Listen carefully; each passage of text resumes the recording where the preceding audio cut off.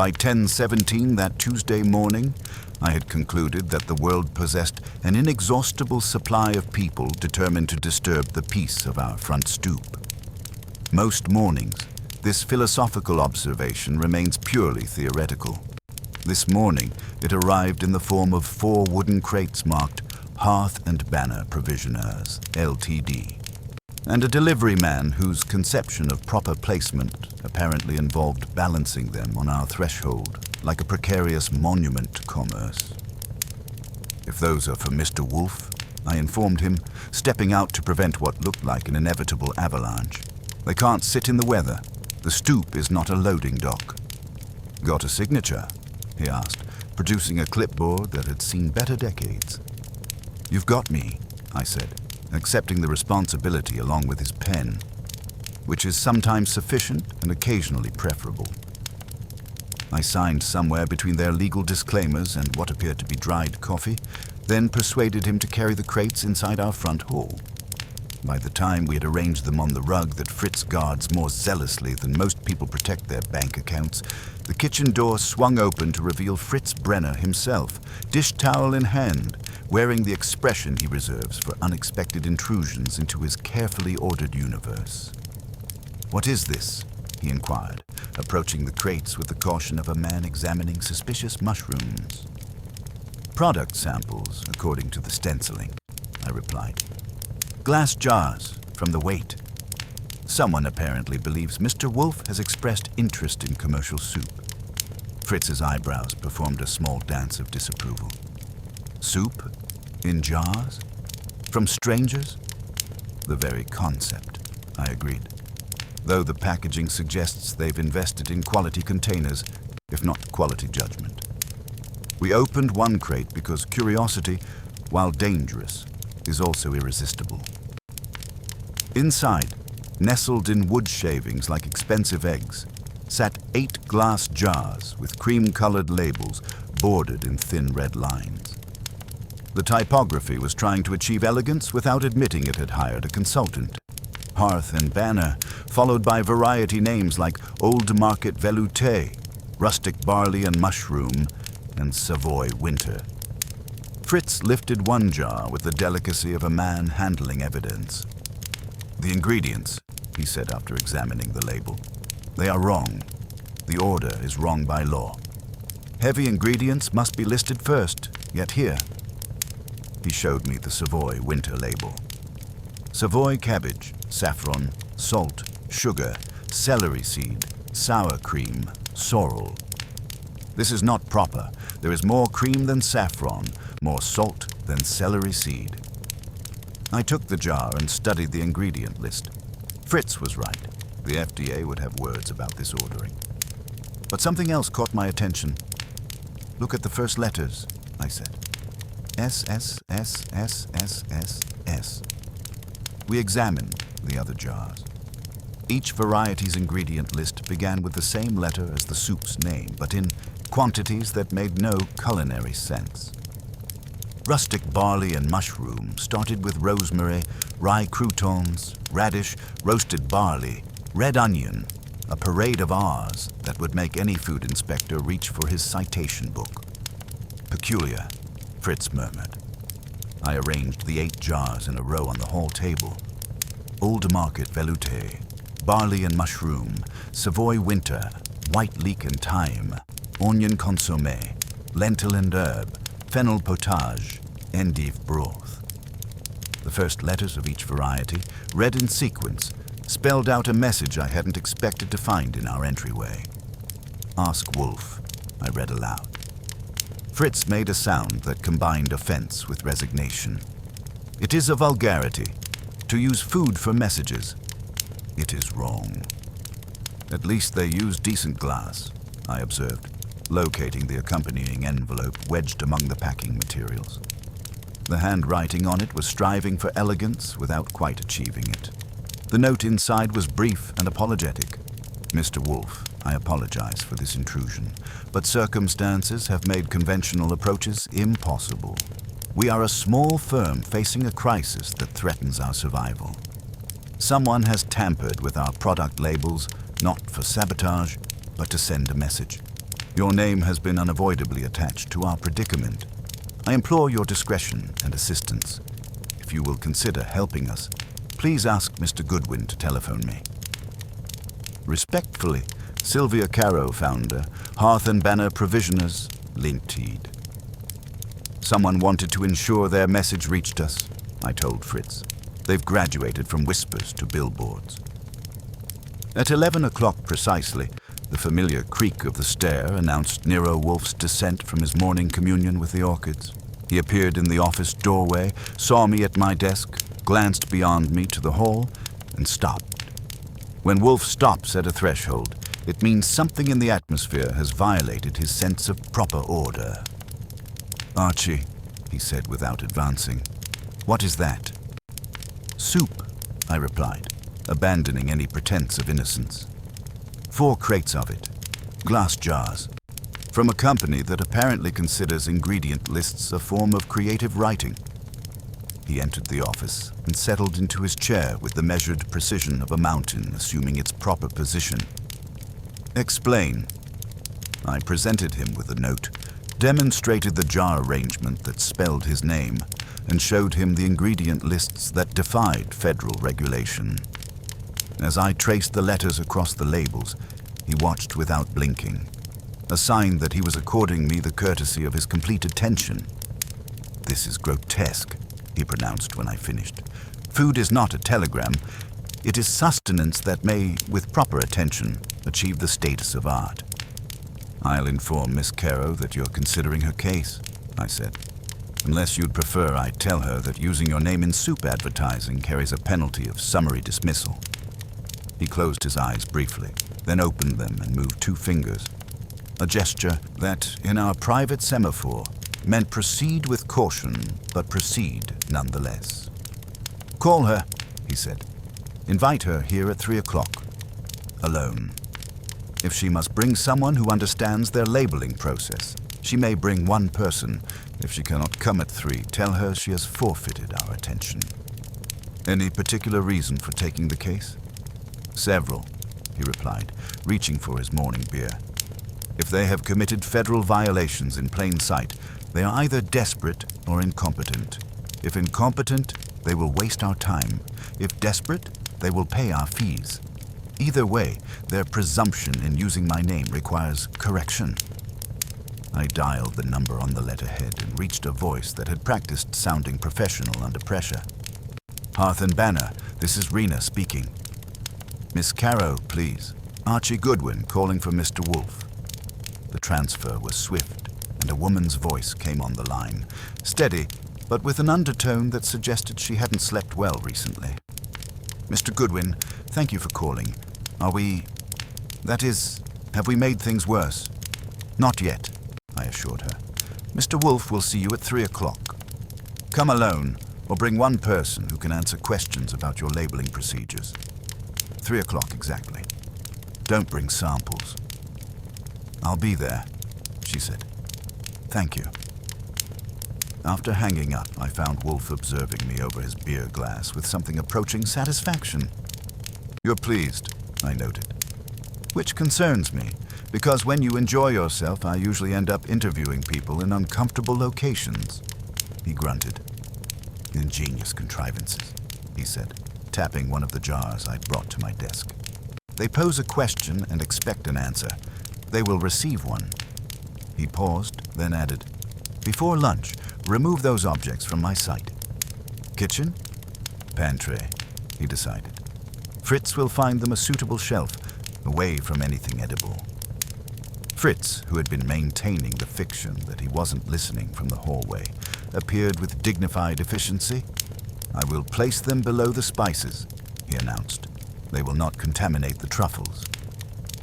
As we carried the jars to their exile, Fritz arranged them with their labels facing forward in perfect alignment.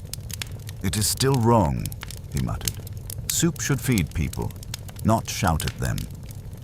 "Plenty of shouting gets done over soup," I observed. "Just ask any cook watching someone else season it."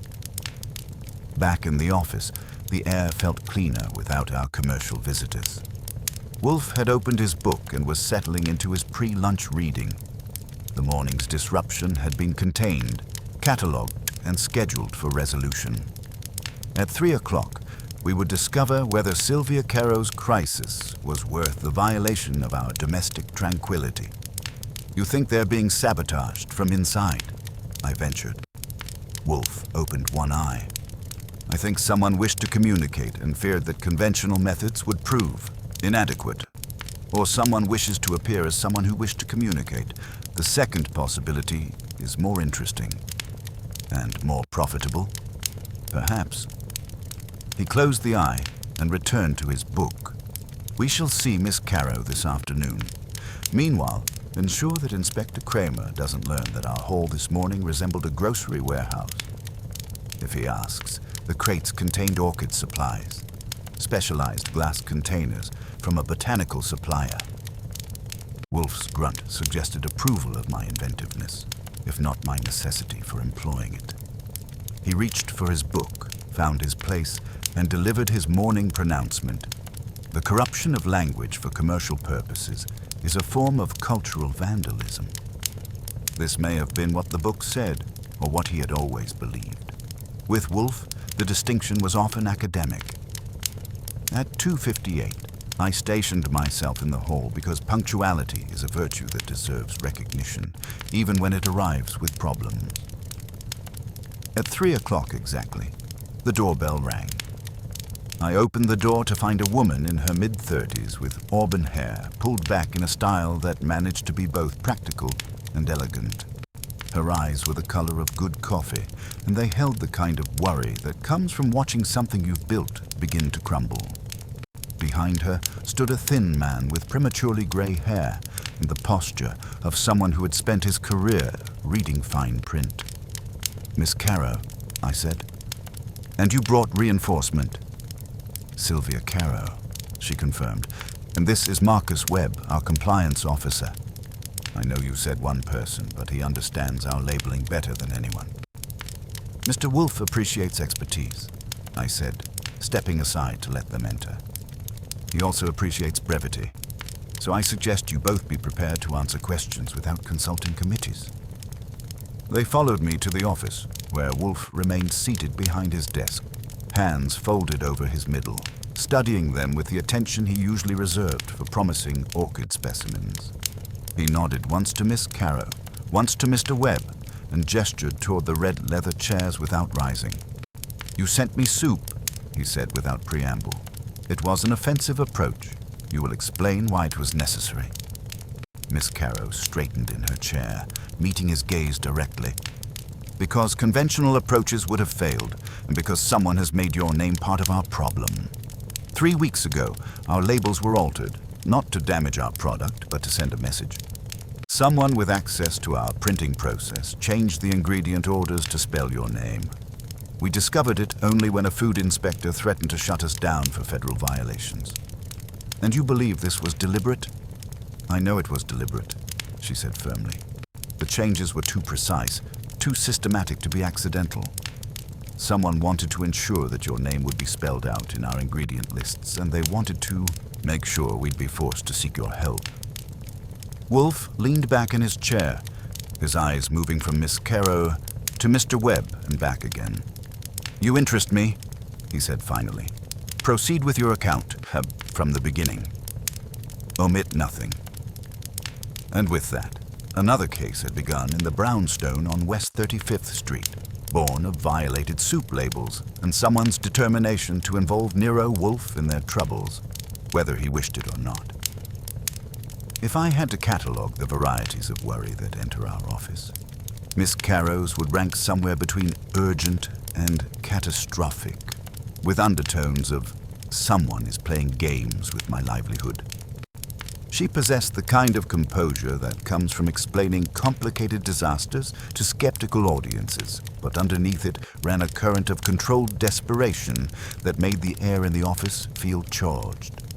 Mr. Webb, by contrast, had the deflated look of a compliance officer whose compliance had been systematically violated by persons unknown. He clutched a manila folder like a life preserver and positioned himself on the edge of his chair as if prepared to flee at the first sign of additional calamity. Hearth and Banner Provisioners has been in operation for 18 months, Miss Caro began, her voice steady despite the circumstances. We're a specialty food company, artisanal soups and preserves for restaurants and gourmet markets. Small operation, but we've built our reputation on quality ingredients and absolute adherence to federal labeling requirements. She paused, glancing at Webb, who nodded with the fervor of a man whose professional existence depended on regulatory compliance. 3 weeks ago, she continued, we received a call from our largest distributor, Premium Pantry. Their quality control manager said a customer had complained about our ingredient lists, claimed they violated FDA ordering requirements. We thought it was an isolated error, maybe one mislabeled batch. But it wasn't, Webb interjected, his voice carrying the weight of professional mortification. Every variety in that shipment had the same problem, not random errors, systematic alterations. Someone had changed our master files between final approval and the print run. I had been taking notes, but something in Webb's tone made me look up. You're saying someone accessed your computer system? That's what we thought initially, Miss Caro replied. But our IT consultant found no evidence of external intrusion. The changes were made from inside our network, using legitimate access credentials. Wolfe moved 2 fingers, his signal for me to pursue this line of inquiry. How many people have access to your labeling files? Webb consulted his folder with the reverence of a priest reading scripture. 7 people have network access to our systems, but only 4 people have authorization to modify label files. Myself, Miss Caro, our production manager, Helen Durkin, and our head of sales, Bartholomew Finch. And none of you made these changes? Absolutely not, Miss Caro said firmly. We discovered the alterations only when the FDA inspector arrived for our quarterly review. Inspector Harriet Finch, Bartholomew's sister as it happens, was particularly thorough in her examination of our labeling compliance. Wolfe's eyebrows performed a small dance of interest. Family connections and regulatory enforcement. How convenient for someone seeking to create difficulties. The thought had occurred to us, Miss Caro admitted. But Bartholomew has been with us for 2 years. He's the one who recommended his sister's inspection team as particularly reliable. Reliability, Wolfe observed, can be a double-edged virtue. Continue with your account. Miss Caro straightened in her chair. The inspector found violations across 8 varieties. The same 8 varieties that spelled your name through their ingredient lists. The changes were surgical in their precision, maintaining basic recipe integrity while systematically violating federal ordering requirements. Webb opened his folder and produced photocopies of the altered labels. Someone with intimate knowledge of FDA requirements made these changes. They understood exactly how to create violations while keeping the products technically safe for consumption. Wolfe examined the labels with the attention he usually reserved for orchid catalogs, his eyes moving from one sheet to another with mathematical precision. I could see him cataloging the alterations, noting the systematic nature of the changes, filing away details that would matter later. The alterations demonstrate considerable sophistication, he said finally. Who else in your organization would possess such knowledge? Our recipe developer, Dr. Arlene Kincaid, Miss Caro replied. She has a doctorate in food science and 20 years of industry experience. She's been increasingly difficult lately, very protective of her recipes, resistant to any modifications requested by distributors. And your production staff? Helen Durkin manages production. She's thorough, experienced, and has never given us cause for concern. But she would have the knowledge to make these kinds of changes. Miss Caro's voice grew quieter. We also had to dismiss our former quality control manager, Jeremy Thorne, 3 months ago. Budget constraints. He was bitter about it. I made notes as she spoke, building a picture of the suspect pool. Anyone else with access to your systems or knowledge of your processes? Our printer, Kincaid Litho, no relation to Dr. Kincaid. They handle all our label production, and our designer, Trudy Voss, though she works freelance and doesn't have direct access to our final file. Wolfe set the labels aside and fixed Miss Caro with his most direct stare. You have not told me why someone would wish to involve me in your difficulties. I'm not a food inspector, nor am I in the habit of resolving commercial disputes. What makes your situation worthy of my attention? Miss Caro reached into her purse and produced a single sheet of expensive stationery. Because yesterday morning, we found this in our office mailbox. She handed the paper to Wolfe, who read it silently before passing it to me. The message was typed on what appeared to be an old manual typewriter. Miss Caro. Your labeling problems will continue until Nero Wolfe agrees to investigate the death of Theodore Horstman. The police have closed the case, but justice has not been served. Mr. Wolfe will find the truth, or your business will not survive the next federal inspection. A friend of justice. I looked up to find Wolfe watching me with something approaching satisfaction. The pieces were falling into place. Someone had used Hearth and Banner's crisis as leverage to force Wolfe's attention to an entirely different matter. Theodore Horstman, Wolfe said, his voice carrying the weight of recognition. I recall the case. A food industry executive who died in what appeared to be a kitchen accident 6 months ago. The police investigation concluded it was misadventure. You knew him? Miss Caro asked. I knew of him. He was a consultant who specialized in regulatory compliance for specialty food companies. His death was reported in the trade publications I occasionally review. Wolfe's eyes narrowed. Someone believes his death was not accidental and has chosen to use your company's vulnerability to compel my investigation. The office fell silent except for the familiar sounds of the brownstone. Fritz moving about in the kitchen, the subtle creaks of old wood settling, the distant hum of traffic on West 35th Street. Our visitors sat frozen, processing the implications of what they had just learned. So we're not really your clients, Miss Caro said finally. We're bait. You are both, Wolfe replied. Your labeling crisis is real and requires resolution. But it has been engineered to serve as leverage for a larger purpose. Whoever is behind this has demonstrated considerable patience and planning. He leaned back in his chair, his fingers steepled. My fee will be $50,000. $25 as a retainer, $25 upon successful resolution of both matters. You will deposit the first payment by noon tomorrow. Miss Caro's face went pale, but she nodded. We'll find the money. Good. Mr. Goodwin will visit your facility tomorrow morning at 10 o'clock. He will interview your staff, examine your procedures, and observe your operations. You will provide him with complete access and cooperation. And the Horstman matter?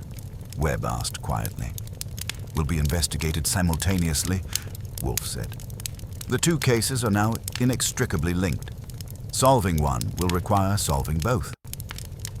As I escorted our visitors to the front door, Miss Caro turned to me with a look of desperate hope. Do you think he can really help us? Mr. Wolfe, I told her, has a particular dislike for people who use food as a weapon. Your saboteur has made this personal. After they left, I found Wolfe sitting motionless in his chair, his eyes closed in concentration. The brownstone had been disturbed by more than just visitors. It had been invaded by a mystery that reached beyond our walls into matters of life, death, and the careful art of regulatory compliance. You think Horstman was murdered? I asked. I think, Wolfe said without opening his eyes, that someone has gone to extraordinary lengths to ensure I reach that conclusion. The question is whether their certainty is based on knowledge or wishful thinking. He opened his eyes and reached for his book. Tomorrow you will visit a soup factory, Archie.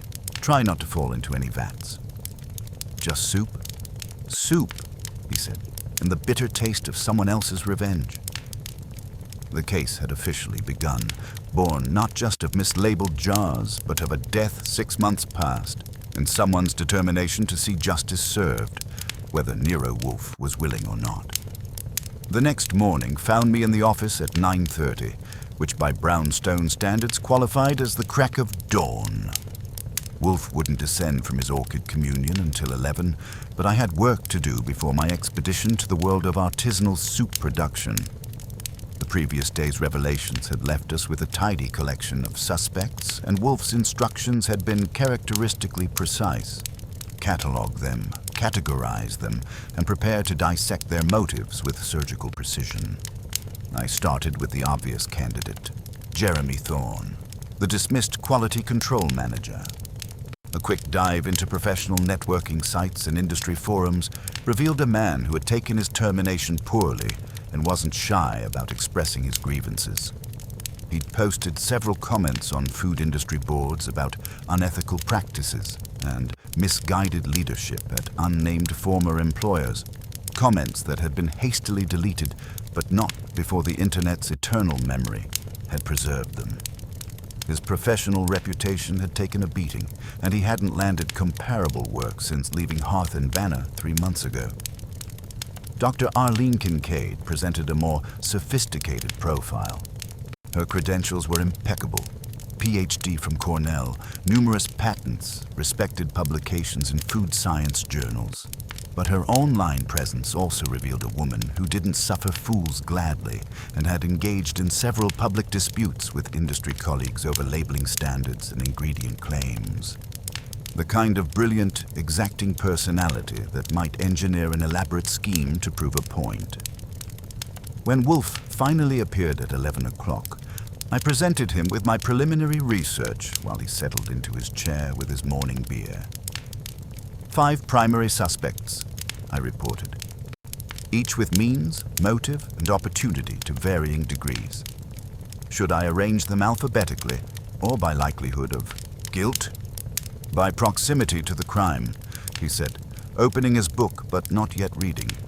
Begin with those who had direct access to the labeling system. Jeremy Thorne, former quality control manager, dismissed 3 months ago for budget reasons, bitter about it, has been calling regularly, offering to return as a consultant, knows their systems inside and out, and has both the technical knowledge and the personal motivation to cause trouble. Wolfe moved 2 fingers, his signal to continue. Dr. Arlene Kincaid, recipe developer, brilliant, protective of her work, increasingly difficult, according to Miss Caro. Has the scientific background to understand FDA requirements and the ego to resent interference with her formulations. Her connection to Horstmann? I consulted my notes. They crossed swords 5 years ago at a clean labeling symposium. He challenged her use of certain stabilizers under natural claims. She tore into him during the Q&A session. He wrote a follow-up column, and it got personal. Wolfe's eyes opened slightly. Academic feuds often outlast their original causes. Continue. Marcus Webb, compliance officer, has access to all labeling files and the technical knowledge to make systematic changes. But he seems genuinely horrified by the violations. Either he's innocent or he's a better actor than most politicians. And the others? Helen Durkin, production manager. 20 years in food manufacturing, knows their systems as well as anyone. She had an indirect connection to Horstmann. He consulted for her previous employer and recommended a shutdown that cost her 6 weeks of wages. Bartholomew Finch, head of sales. His sister Harriet is the FDA inspector who discovered the violations. He recommended her inspection team when Hearth and Banner needed regulatory oversight. Either it's an unfortunate coincidence or a very convenient family connection. Wolfe closed his book and leaned back in his chair. 5 suspects, 3 with documented grievances against Horstmann. The pattern suggests a friend of justice is among them, but patterns can be constructed to mislead as easily as to illuminate. At 10 o'clock, I drove out to Long Island City to see Hearth and Banner in operation. The facility occupied a converted warehouse that someone had transformed from industrial decay into artisanal respectability. The reception area featured exposed brick walls, polished concrete floors, and windows clean enough to suggest serious investment in appearances. Miss Caro met me wearing a white lab coat over dark slacks, her auburn hair pulled back in a practical ponytail. She looked like she'd spent the night rehearsing answers to questions she couldn't predict. "I've arranged for you to meet everyone who might be relevant," she said, leading me toward the production floor. "I thought we could start with a tour, then individual conversations." The production floor hummed with controlled industrial activity. 3 large kettles dominated the space, surrounded by pipes, monitoring equipment, and the kind of stainless steel surfaces that suggested serious attention to sanitation. The air carried mingled aromas of herbs, vegetables, and simmering stock. "We produce in small batches," Miss Caro explained over the mechanical sounds. "Each kettle handles about 200 gallons. We typically run 6 varieties per day, depending on orders." A woman in her 50s approached us, wiping her hands on a well-used towel. Her gray hair was tucked under a hairnet, and her eyes held the wariness of someone who dealt with too many inspectors and auditors. "Helen Durkin, our production manager," Miss Caro said. "Helen, this is Archie Goodwin." Helen's handshake felt like it had been strengthened by decades of industrial equipment. "Heard about our label troubles," she said without preamble. "Damnedest thing I've seen in 20 years. Someone knew exactly what they were doing." "You think it was deliberate sabotage?" "Hell yes. Those changes required someone who understood FDA requirements better than most inspectors. Random tampering doesn't produce that kind of systematic violation." She gestured toward a glass-walled office overlooking the production floor. "Marcus can show you the technical details, but I can tell you this. Whoever did it had access to our systems and knew our processes inside and out." Marcus Webb rose from his computer terminal as we approached, moving with the careful precision of a man expecting bad news. He'd prepared copies of all the labeling files, both original and altered versions, spread across his desk like evidence for a jury. "The pattern becomes clear when you see them side by side," he explained. "Each altered label shows the same systematic approach. Ingredients rearranged to spell Nero Wolfe, while maintaining the appearance of legitimate recipe listings." "How many people have that level of system knowledge?" "In theory, the 4 people with file access. In practice, anyone who's worked here long enough to observe our procedures. Dr. Kincaid has been here since we started.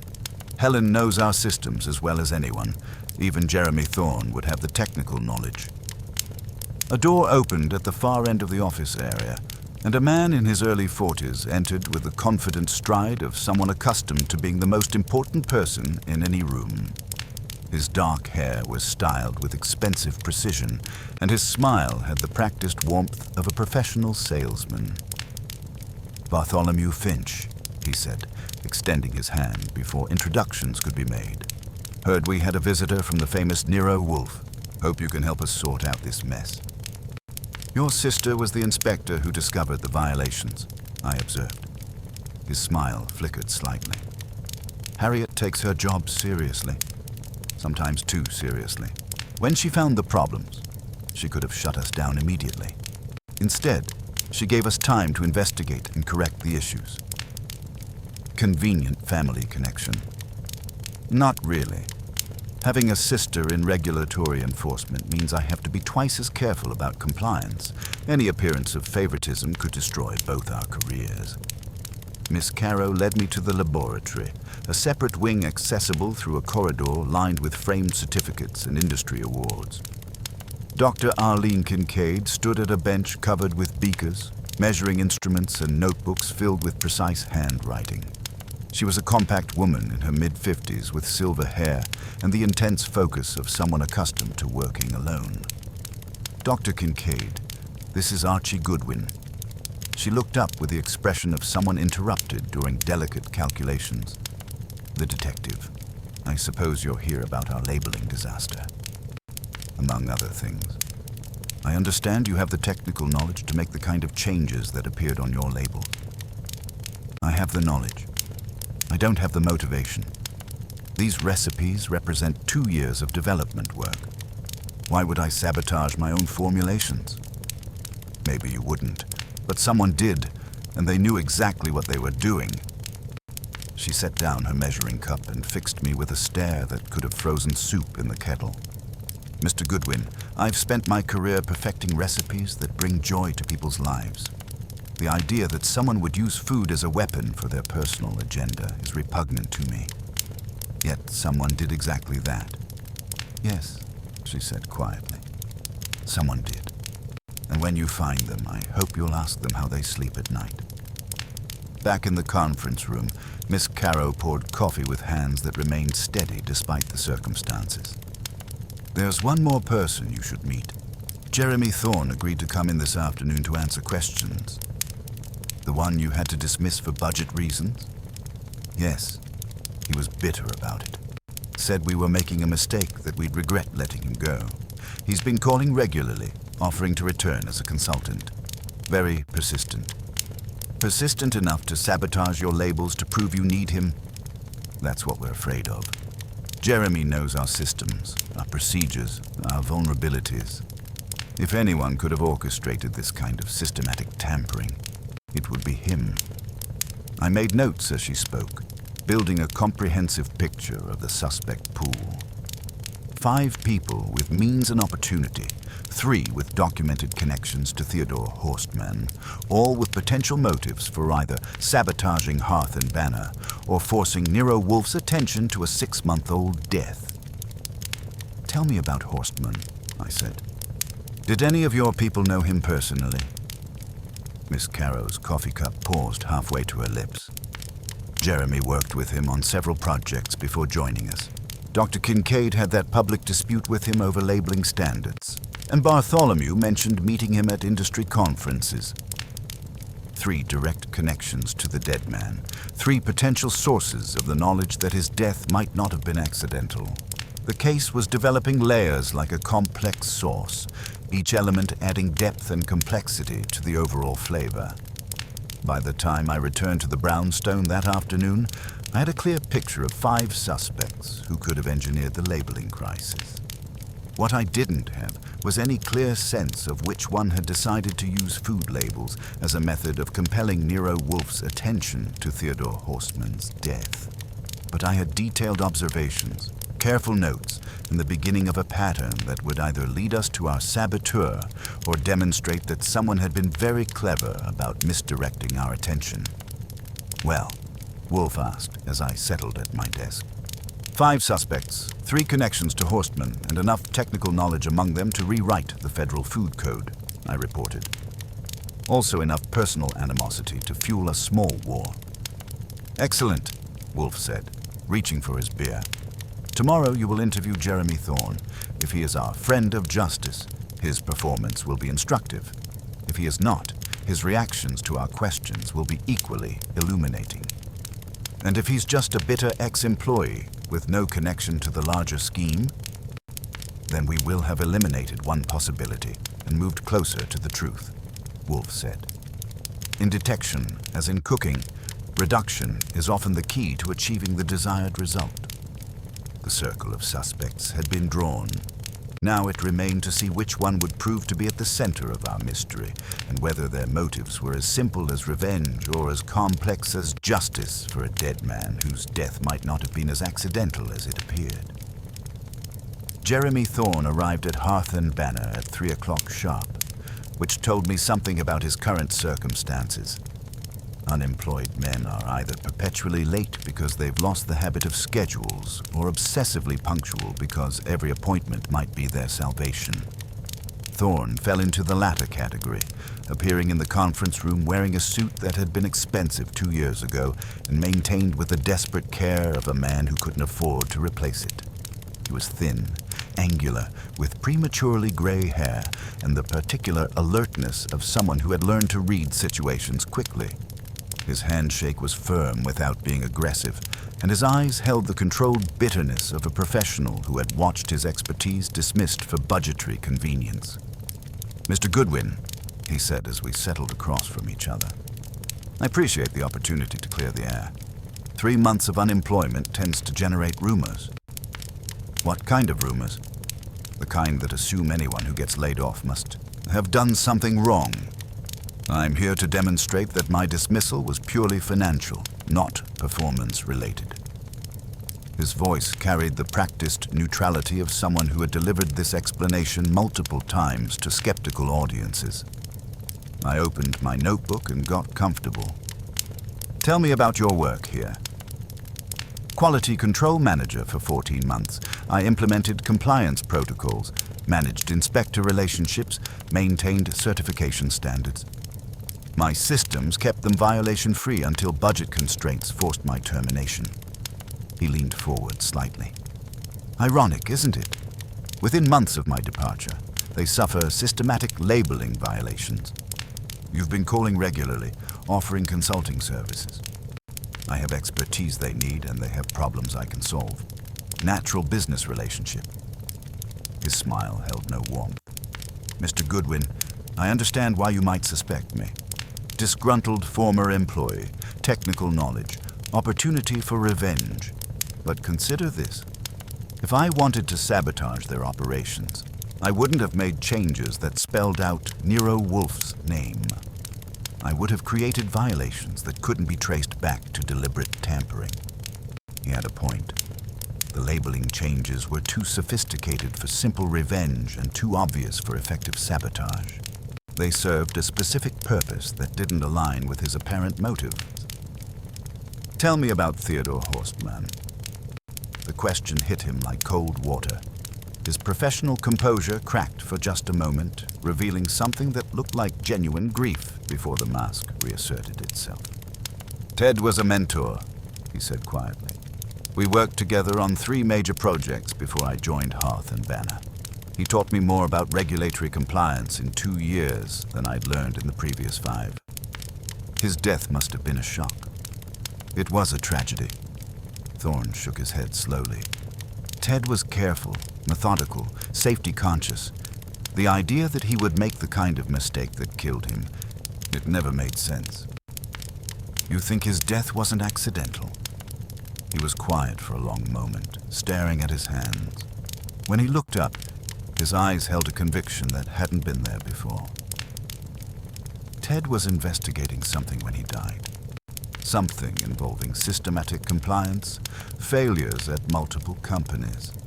He thought someone with inside knowledge of FDA requirements was deliberately introducing violations, then offering consulting services to fix the problems they'd created. A protection racket disguised as regulatory expertise. The pieces began clicking into place. Someone was running a labeling scam. That was Ted's theory. Create the problem, then profit from solving it. He'd been asking questions, following paper trails, connecting dots that some people preferred to keep unconnected. Thorne's voice grew harder. I think he discovered something that threatened someone's very profitable operation. I think he was eliminated before he could expose it. Why haven't you taken this to the police? With what evidence? Ted's notes died with him. His computer was wiped clean after his death, officially for security reasons. The only thing left is speculation and coincidence. And now someone is using Hearth and Banner's crisis to force Nero Wolfe's attention to the case. Someone who believes Mr. Wolfe can find the truth the police missed. Thorne met my eyes directly. Someone who knows Ted deserves justice, even if it comes 6 months late. After he left, I spent another hour at Hearth and Banner, making casual observations. What caught my attention was something I'd missed during my previous visit. In Helen Durkin's glass-walled office, tucked on a credenza beside production logs, sat a Royal Quiet Deluxe typewriter. Clean, well-maintained, with a fresh ribbon. Helen noticed me looking. Batch logs, she explained. When the network goes dark, paper doesn't care about connectivity issues. Mind if I try a key? Be my guest. It ruins manicures. I pressed the A key. It struck with a faint ghost of misalignment, the kind that leaves a letter sitting slightly low on the page. The anonymous note to Miss Caro had been typed on a machine with exactly that characteristic.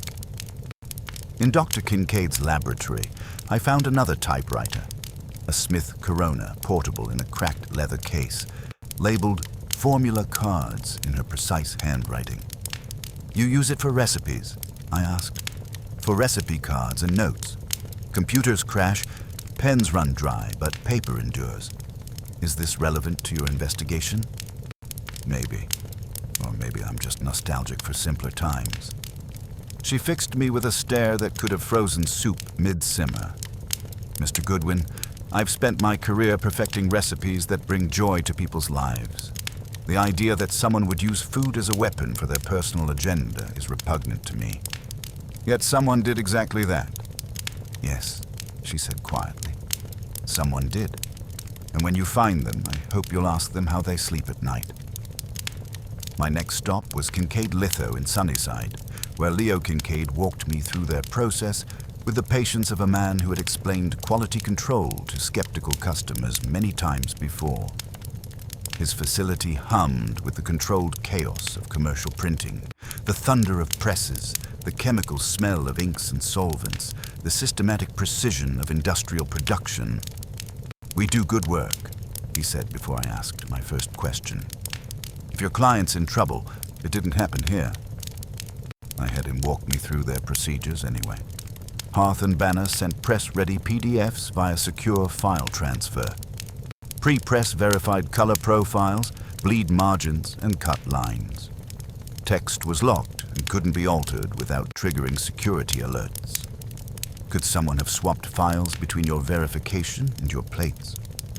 He frowned with the expression of a craftsman whose professional integrity had been questioned. Audit logs would show it. Plus, checksums. If a file isn't the one we approved, the system throws an alarm. He showed me the logs for the problematic Hearth and Banner job. The checksums matched perfectly. The altered files had been received exactly as sent. "Then your problem is upstream," he concluded. Someone with legitimate access to their system made those changes before the files reached us. On my way out, I paused at a display shelf where Kincaid kept artifacts from printing's more romantic era: brass composing sticks, wooden type cases, and an old underwood typewriter with keys like small coins. The anonymous note had been typed on a manual machine. "Collect antiques?" I asked. "Appreciate history. Kids love the old typewriter. We use it for special projects when they want that vintage look."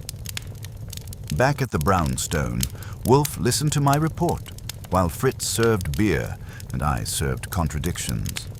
He didn't interrupt except to grunt when I mentioned the typewriters and their telltale imperfections. 3 typewriters, I concluded.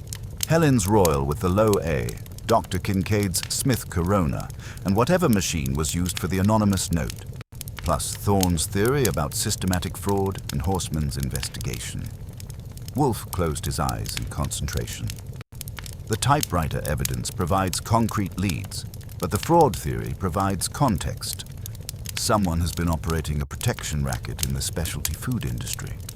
Horstman discovered it and died for his curiosity. Now someone wants me to complete his investigation. You think our saboteur is Horstman's killer.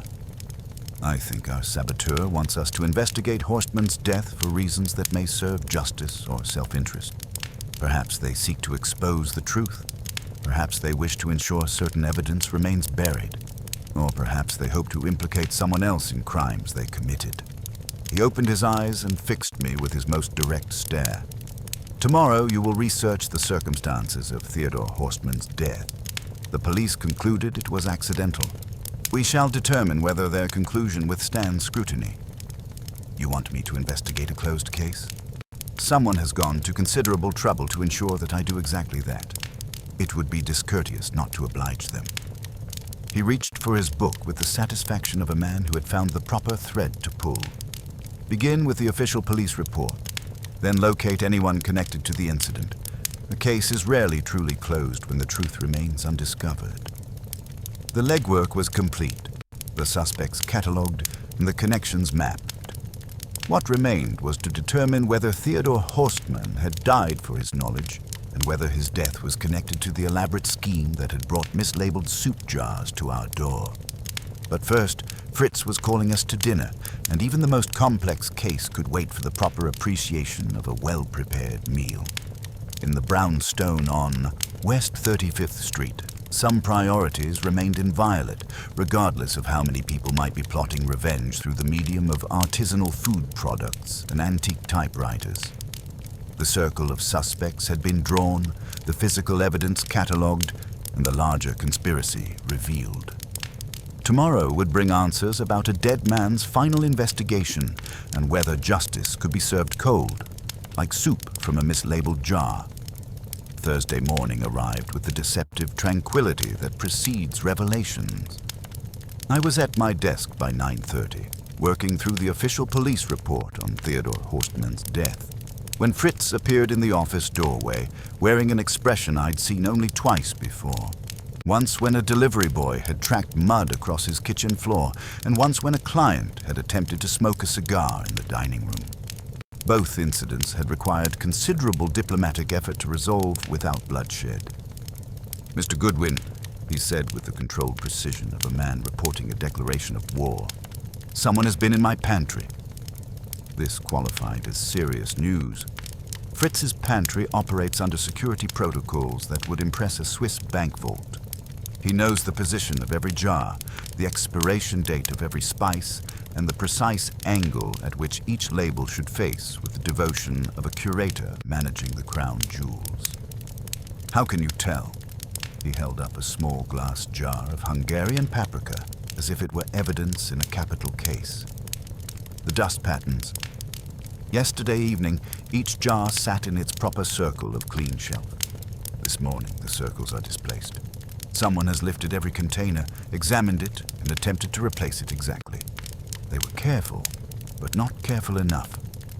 I followed him to the pantry, where he demonstrated his forensic observations with the methodical precision of a crime scene investigator. The evidence was subtle but unmistakable. Clean circles on the shelf where jars had rested, now slightly off-center from their current positions. Someone had conducted a systematic examination of Fritz's inventory with professional thoroughness. "When did you last check these shelves?" 6 o'clock yesterday evening, before dinner preparation. Everything was correct. This morning at 6:30, I discovered the disturbance." His voice carried the wounded dignity of a man whose professional domain had been violated by amateurs. While Fritz continued his inventory, I examined the pantry more carefully. Our unwelcome visitor had been thorough but selective. Not every jar showed signs of handling, only specific ones arranged in a pattern that suggested purpose rather than random curiosity. The Hearth and Banner soup jars we'd stored on the lower shelf had been repositioned as well, their labels now facing forward in perfect alignment. "Fritz," I said, studying the arrangement, "look at the spice jars that were moved. Read me the first letter of each variety." He examined the displaced containers with growing comprehension. Saffron, oregano, marjoram, elderflower, thyme, Hungarian paprika, Italian seasoning, nutmeg, ginger. He paused, his eyes widening. So METHING. "Someone left us a message," I concluded, "and they used your spice collection as their typewriter." At 11 o'clock, Wolfe descended from his morning communion with the orchids, saw us standing in the hallway surrounded by evidence of domestic violation, and stopped with the expression he reserves for discovering aphids among his cattleyas. "Explain," he said. I presented Fritz's observations along with my analysis of the message spelled out through strategic jar placement. Wolfe listened without interruption, his eyes moving from the evidence to Fritz to the pantry door with the methodical attention he brings to complex problems requiring immediate resolution. "Show me," he said. Fritz led us through his evidence with the precision of an expert witness. The displaced dust patterns, the systematic examination of containers, the deliberate arrangement that spelled out their cryptic message.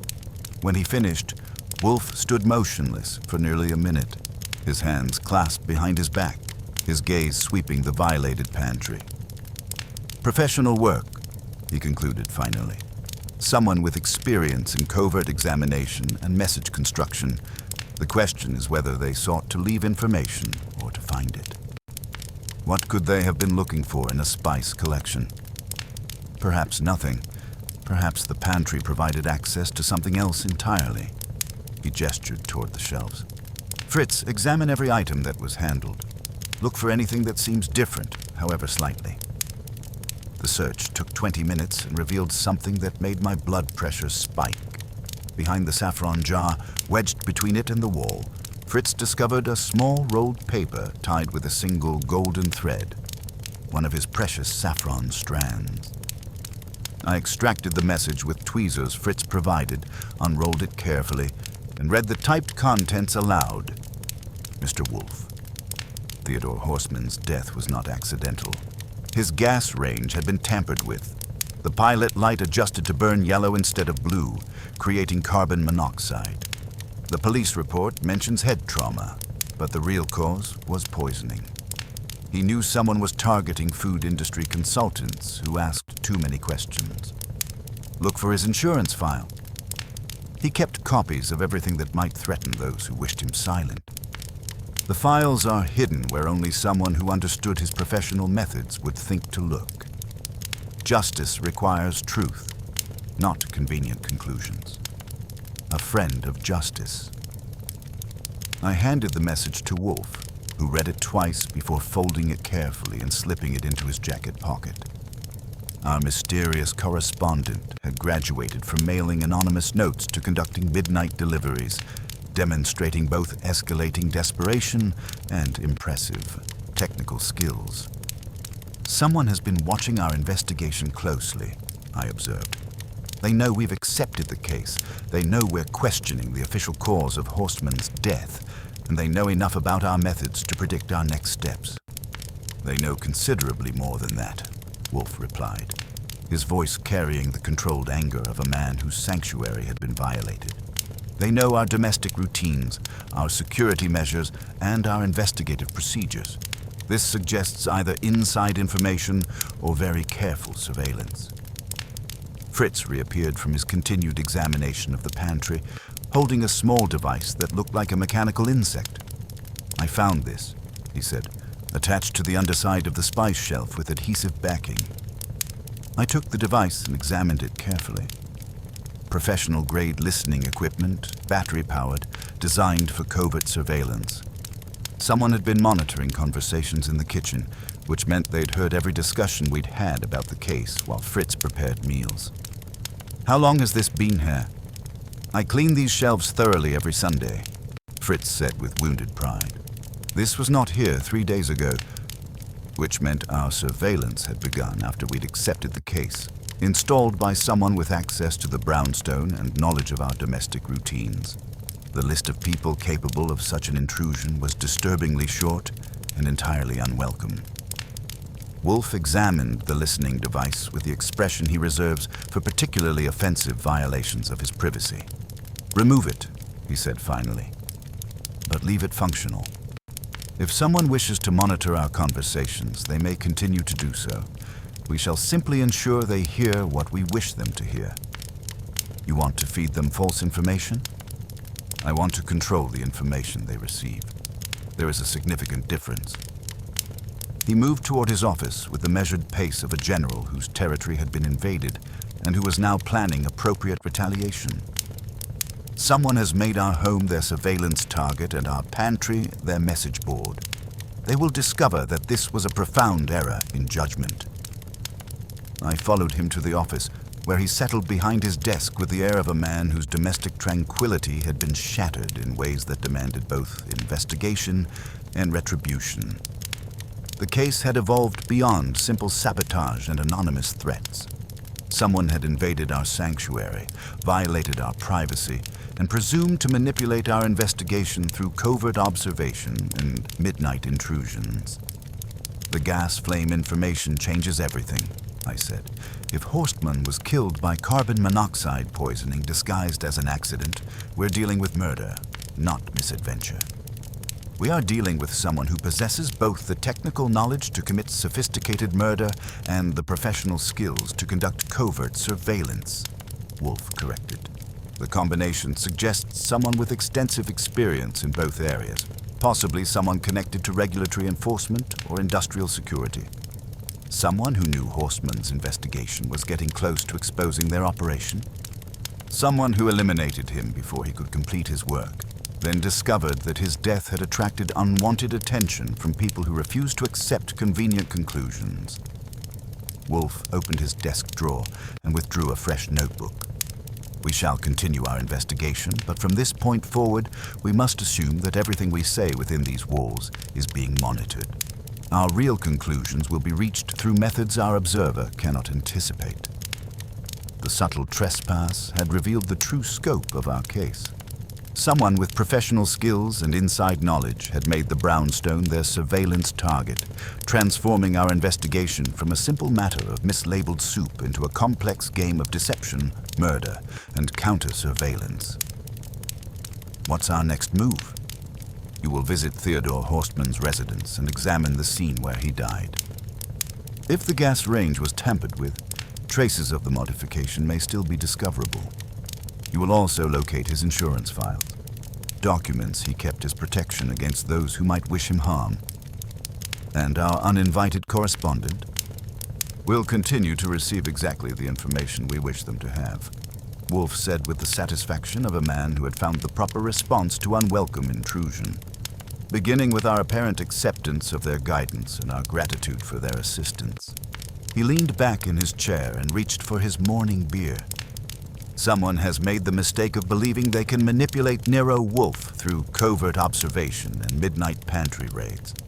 They are about to discover that such presumption carries consequences they did not anticipate. The brownstone had been violated, our privacy compromised, and our investigation subjected to covert manipulation. But the trespass had also revealed the true stakes of our case. Someone was desperate enough to risk criminal intrusion and sophisticated surveillance to control what we discovered about Theodore Horstman's death.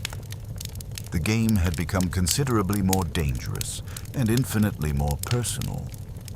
In violating the sanctity of Fritz's pantry, our opponent had crossed a line that Nero Wolfe would neither forgive nor forget. The hunt was now mutual, and the prey had just revealed their location through their own overconfidence. Justice, as our correspondent had noted, required truth. They were about to discover that truth, once pursued by Nero Wolfe, had a way of illuminating far more than its seekers intended to reveal. I left the brownstone at 9:15 that morning with a shopping list that didn't involve groceries, one dead consultant's apartment, one potentially tampered gas range, and whatever a man like Theodore Horstman would have considered adequate insurance against people who wished him permanent silence. The building superintendent, a compact gentleman named Torino, with the weary eyes of a man who had unlocked too many apartments for too many investigators, met me in the lobby with a key ring that could have anchored a small yacht. "You're the third person this week," he informed me as we rode the elevator to the 4th floor. Police came back twice after the initial investigation, said they wanted to double-check some measurements. "Find anything interesting?" They spent a lot of time in the kitchen, took pictures of the stove, the pipes, even the floor around the range. Seemed like they were looking for something specific. He shook his head as we reached Horstman's door. "Careful, man, Mr. Horstman. Methodical. Hard to believe he'd make the kind of mistake that killed him." The apartment retained the orderly atmosphere of a man who had lived by systems and died, apparently, by their failure. Horstman's books stood in precise rows, his papers filed with mathematical precision, his kitchen equipped with the tools of someone who took cooking seriously enough to invest in professional-grade equipment. The gas range dominated the far wall, a 6-burner commercial unit that would have impressed most restaurant chefs. I examined the pilot lights with the thoroughness of someone who had learned that details matter more than theories. The center burner's pilot burned with a distinctly yellow flame instead of the proper blue, a modification subtle enough to escape casual notice but significant enough to transform a cooking appliance into a potential murder weapon. Yellow flames produce carbon monoxide. Blue flames burn clean. The difference between safety and death, controlled by a simple adjustment that most people would never recognize. "Interesting modification," I said aloud, knowing our pantry listener would appreciate the commentary. "Someone adjusted the air mixture on this pilot light. Creates a yellow flame instead of blue, which means carbon monoxide production instead of clean combustion. Very professional work, the kind of thing that would take specialized knowledge to execute properly." But Theodore Horstmann would have noticed the wrong-colored flame immediately. A man who kept his spice rack alphabetized and his recipe cards cross-referenced wouldn't have missed such an obvious safety violation in his own kitchen, which meant either he had been incapacitated before he could react, or the modification had been made after his death to support the accident theory. I found additional evidence that the police investigation had either missed or chosen to ignore. Faint scratches in the hardwood floor beside the range suggested that something heavy had been dragged across the surface, then carefully repositioned. Something approximately the size and weight of an unconscious consultant who had discovered information that threatened someone's very profitable operation. The search for Horstmann's insurance files required thinking like a man who dealt in regulatory compliance and potential corporate liability. Such a person wouldn't hide critical documents in a bank vault or a locked safe. Too obvious, too difficult to access quickly if circumstances required immediate leverage. He would hide them in plain sight, in a location that made sense only to someone who understood his professional methods. I found them in the kitchen pantry, tucked inside a jar labeled sesame seeds and filed under non-allergen miscellaneous. The mislabeling was deliberate and brilliant. Sesame had recently been reclassified as a major allergen, making the filing a violation that any compliance expert would notice immediately. Inside the jar, wrapped in moisture-proof plastic, were photocopies of documents that painted a comprehensive picture of systematic fraud in the specialty food industry. "Well, Mr. Horstmann," I said for the benefit of our electronic audience, "it appears you were a man who believed in contingencies. These files document what looks like a protection racket. Companies being targeted with systematic labeling violations, then offered consulting services to resolve problems they didn't create. Very sophisticated operation, very profitable for whoever was running it." The files identified at least 15 companies that had been victimized over the previous 18 months. The pattern was consistent. Mysterious labeling violations discovered during routine inspections, followed by recommendations for specific consulting firms that could resolve the issues quickly for premium fees. Companies paid willingly to avoid FDA sanctions, never realizing they were funding their own systematic victimization. Most disturbing was Horstmann's final entry, dated 2 days before his death. Meeting arranged with HF regarding systematic tampering allegations. She confirms insider knowledge being used to target vulnerable companies but claims no direct involvement. Suspects' regulatory personnel may be compromised. Agreed to provide documentation if protection can be guaranteed. Note: HF appears genuinely concerned about professional ethics violations. May be ally rather than suspect, but exercise extreme caution. HF Harriet Finch, the FDA inspector whose discovery of Hearth and Banner's violations had triggered our current investigation. Horstmann had been scheduled to meet with her about the protection racket when he died. Either she had provided information that led to his murder, or she possessed knowledge that made her the next logical target. Back at the brownstone, I found Wolfe in his office with the morning mail and an expression that suggested the day's correspondence had not improved his disposition. The listening device from Fritz's pantry sat on his desk, camouflaged among his orchid catalogs, but still functional, still transmitting our conversations to whoever had installed it. The apartment confirmed our suspicions, I reported, settling at my desk with Horstmann's files. Gas range was definitely tampered with, pilot light modified to produce carbon monoxide instead of clean combustion. Professional work, but not professional enough to fool someone who knew what to look for. Wolfe grunted without looking up from his correspondence. And the insurance files? Hidden in a sesame seed jar, mislabeled as non-allergen. clever touch. Any compliance expert would spot the violation immediately. I arranged the photocopied documents on my desk, making sure the rustling paper would register clearly on our hidden microphone. Systematic protection racket, just as we suspected. Companies targeted with mysterious violations, then offered consulting services to resolve problems they didn't create. Very profitable for whoever was orchestrating it. Any familiar names? Several.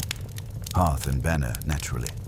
But also Premium Pantry, their primary distributor, and a consulting firm called Verity Alliance that seems to have appeared whenever companies needed help resolving sudden compliance problems.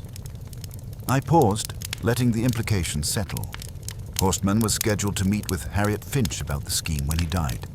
Either she was part of it, or she was the next target. The doorbell's interruption came at 11:30, followed by Fritz's appearance in the office doorway, carrying a small package wrapped in plain brown paper.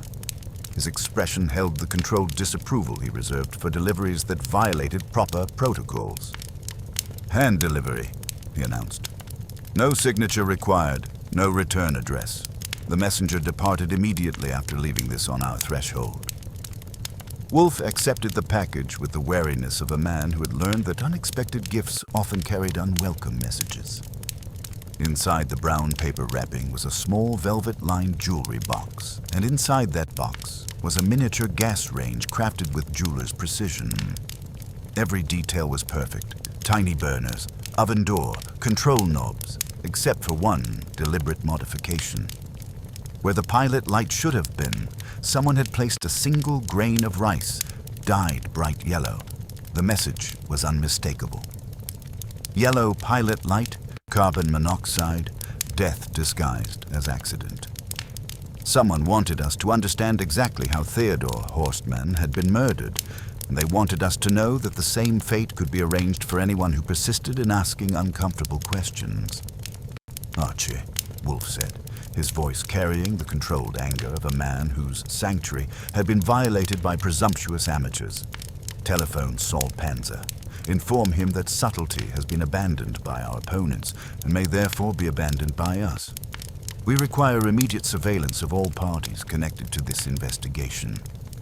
I reached for the phone, understanding that the game had escalated beyond intellectual sparring into something considerably more dangerous. The miniature gas range wasn't just a threat. It was a declaration that whoever had killed Horstman was prepared to eliminate anyone who threatened their profitable operation. "Also," Wolfe continued, studying the tiny appliance with the attention he usually reserved for promising orchid specimens, "arrange a meeting with Miss Harriet Finch, away from her office, away from official constraints, in circumstances that permit frank discussion of her final conversation with Theodore Horstman. And if she refuses, then we shall know where her loyalties lie," Wolfe said with the satisfaction of a man who had found the proper thread to pull. "In either case, we shall learn what we need to know about the protection racket that killed Theodore Horstman and the people who believe they can intimidate Nero Wolfe with toy appliances and theatrical threats." The pressure had increased, the stakes had escalated, and our investigation had attracted the attention of people with professional capabilities and a demonstrated willingness to commit murder. But they had made the crucial error of presuming that threats and surveillance could manipulate Nero Wolfe into abandoning his pursuit of the truth. The hunt had become mutual, and our opponents were about to discover that violating the brownstone's sanctity carried consequences they had not anticipated. Justice, as our mysterious correspondent had noted, required truth. They were about to learn the truth, once pursued by Nero Wolfe, had a way of illuminating far more than its seekers intended to reveal. The war of wits had begun in earnest, and the battlefield was no longer confined to mislabeled soup jars and anonymous letters. Someone had chosen to make it personal, and in doing so, they had guaranteed that Nero Wolfe would pursue them with the relentless precision of a master chef perfecting a complex sauce, methodically, thoroughly, and without mercy for those who had dared to corrupt the ingredients of justice. The morning after our pantry violation brought a shift in the brownstone's atmosphere that even Fritz noticed. Where yesterday we had been the hunted, today we became the hunters. Wolfe descended from his orchid communion at 11 o'clock with the measured precision of a general whose battle plan had crystallized overnight, and his first act was to transform our electronic surveillance from liability into weapon. "Archie," he said, settling into his chair with deliberate ceremony, "you will telephone Saul Panzer. Inform him that subtlety has been abandoned by our opponents and may therefore be abandoned by us. We require immediate and comprehensive surveillance of all parties connected to this investigation." I reached for the phone, understanding that the game had shifted into a more dangerous phase. "Saul? Archie, things have taken a theatrical turn. We've received some pointed correspondence. Mr. Wolfe feels it's time to broaden our understanding of certain individuals' daily routines." Theatrical usually means someone's feeling their oats. Saul's voice carried the alert calm of a professional who understood coded language. "Who's on the dance card?" Jeremy Thorne, Dr. Arlene Kincaid, Bartholomew Finch, Marcus Webb, Helen Durkin, and Miss Sylvia Caro, for good measure. Mr. Wolfe believes in comprehensive coverage when the stakes involve artisanal soup and potential murder. "Only at the brownstone," Saul observed with dry humor. "Consider it done. Anything specific I should watch for?" "Unusual meetings, sudden travel plans, attempts to access information about Theodore Horstman's death. And if anyone shows undue interest in the brownstone's activities, consider that priority one." After hanging up, Wolfe leaned back in his chair and addressed the listening device on his desk as if it were a dinner guest. "Now we begin the education of our uninvited audience," he said with satisfaction. "They wish to monitor our investigation. They shall discover that information, like a fine sauce, can be seasoned to taste. Strategic misdirection through theatrical performance." What followed was a masterclass in strategic deception. For the next hour, Wolfe and I conducted a carefully orchestrated performance designed to provide our electronic audience with information that was accurate enough to be believable and misleading enough to be useful. We discussed fictional evidence, imaginary witnesses, and a completely fabricated timeline for exposing the protection racket, all delivered with the conviction of actors who understood their audience was listening for their lives. "The files from Horstman's apartment are more comprehensive than we initially realized," I announced, shuffling papers for emphasis. "They document systematic tampering at 15 companies over 18 months with clear connections to Verity Alliance and Premium Pantry. The pattern suggests someone with regulatory access was providing inside information." "Excellent," Wolfe replied, his voice carrying calculated satisfaction. "Has Inspector Finch agreed to provide additional documentation about the compromised personnel in her office?" "She's nervous about meeting, but she's agreed to discuss Horstman's final evidence tomorrow morning. She mentioned having copies of communications that prove regulatory databases were being accessed illegally." I paused for effect. She also confirmed that an arrest warrant is being prepared based on the evidence we've uncovered. The last statement was pure fiction, but our listeners didn't need to know that. The objective was to create pressure, force mistakes, and provoke the kind of panicked reactions that lead to exposure. Real intelligence gathering. While we conducted our theatrical performance, Saul Panzer was gathering actual intelligence through methods our electronic audience couldn't monitor. His first report came at 2 o'clock, delivered through a coded conversation that sounded like a discussion about orchid suppliers, but contained information that shifted our understanding of the case. "The Phalaenopsis delivery from the Madison Avenue greenhouse went smoothly," Saul reported, which meant Bartholomew Finch had met with someone at the specified location. The gentleman from the specialty fertilizer company was very interested in our growing methods. Translation: Doyle Putnam from Verity Alliance had been asking detailed questions about our investigation. "Any concerns about the quality of their products?" I asked. "The fertilizer samples they exchanged suggest a very sophisticated operation." both parties seemed pleased with the arrangement. Saul was telling us that money and documents had changed hands, confirming the connection between Finch and the consulting firm that appeared whenever companies needed help with mysterious compliance problems. More significantly, Saul had observed Helen Durkin visiting Lacey Typewriter on 31st Street, where she had picked up a serviced Royal Quiet Deluxe and purchased a fresh ribbon. The repair technician had used a test sheet to verify the machine's operation, a test sheet that Saul had subsequently acquired through the simple expedient of purchasing some obsolete equipment and emptying the wastebasket in the process. The test sheet shows a distinctive low A and a nicked E, Saul reported during his evening call. Same signature as your pantry message.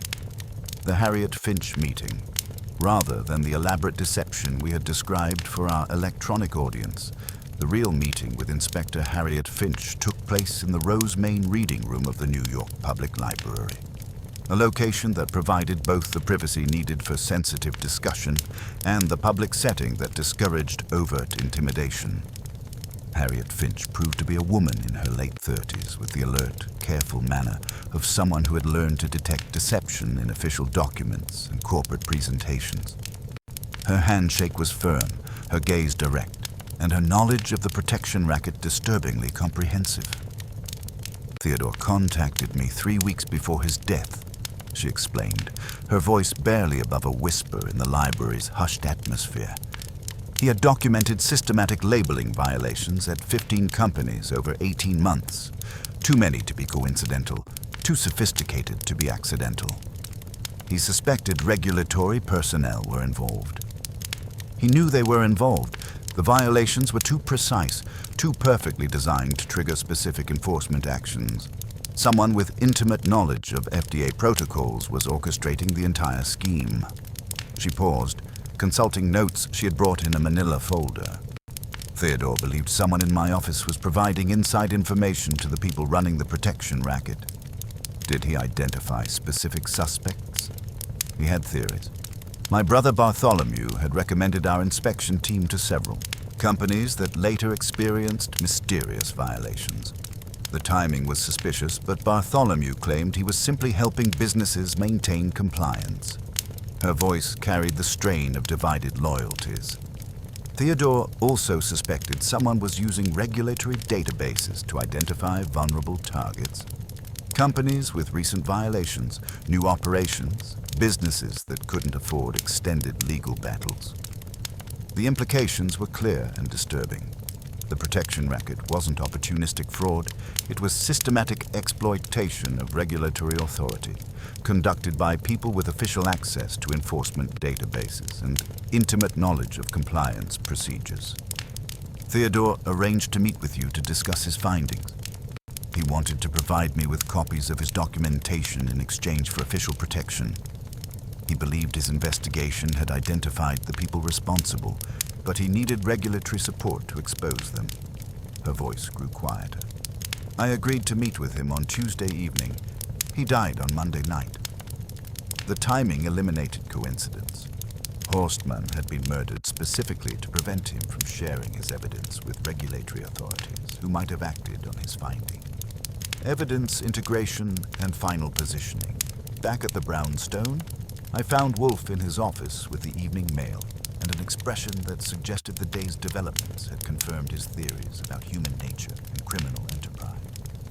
The listening device sat among his papers, still functional, still transmitting our conversations to whoever had installed it. Helen Durkin's typewriter signature matches our anonymous correspondent, I reported, settling at my desk with the evidence Saul had provided.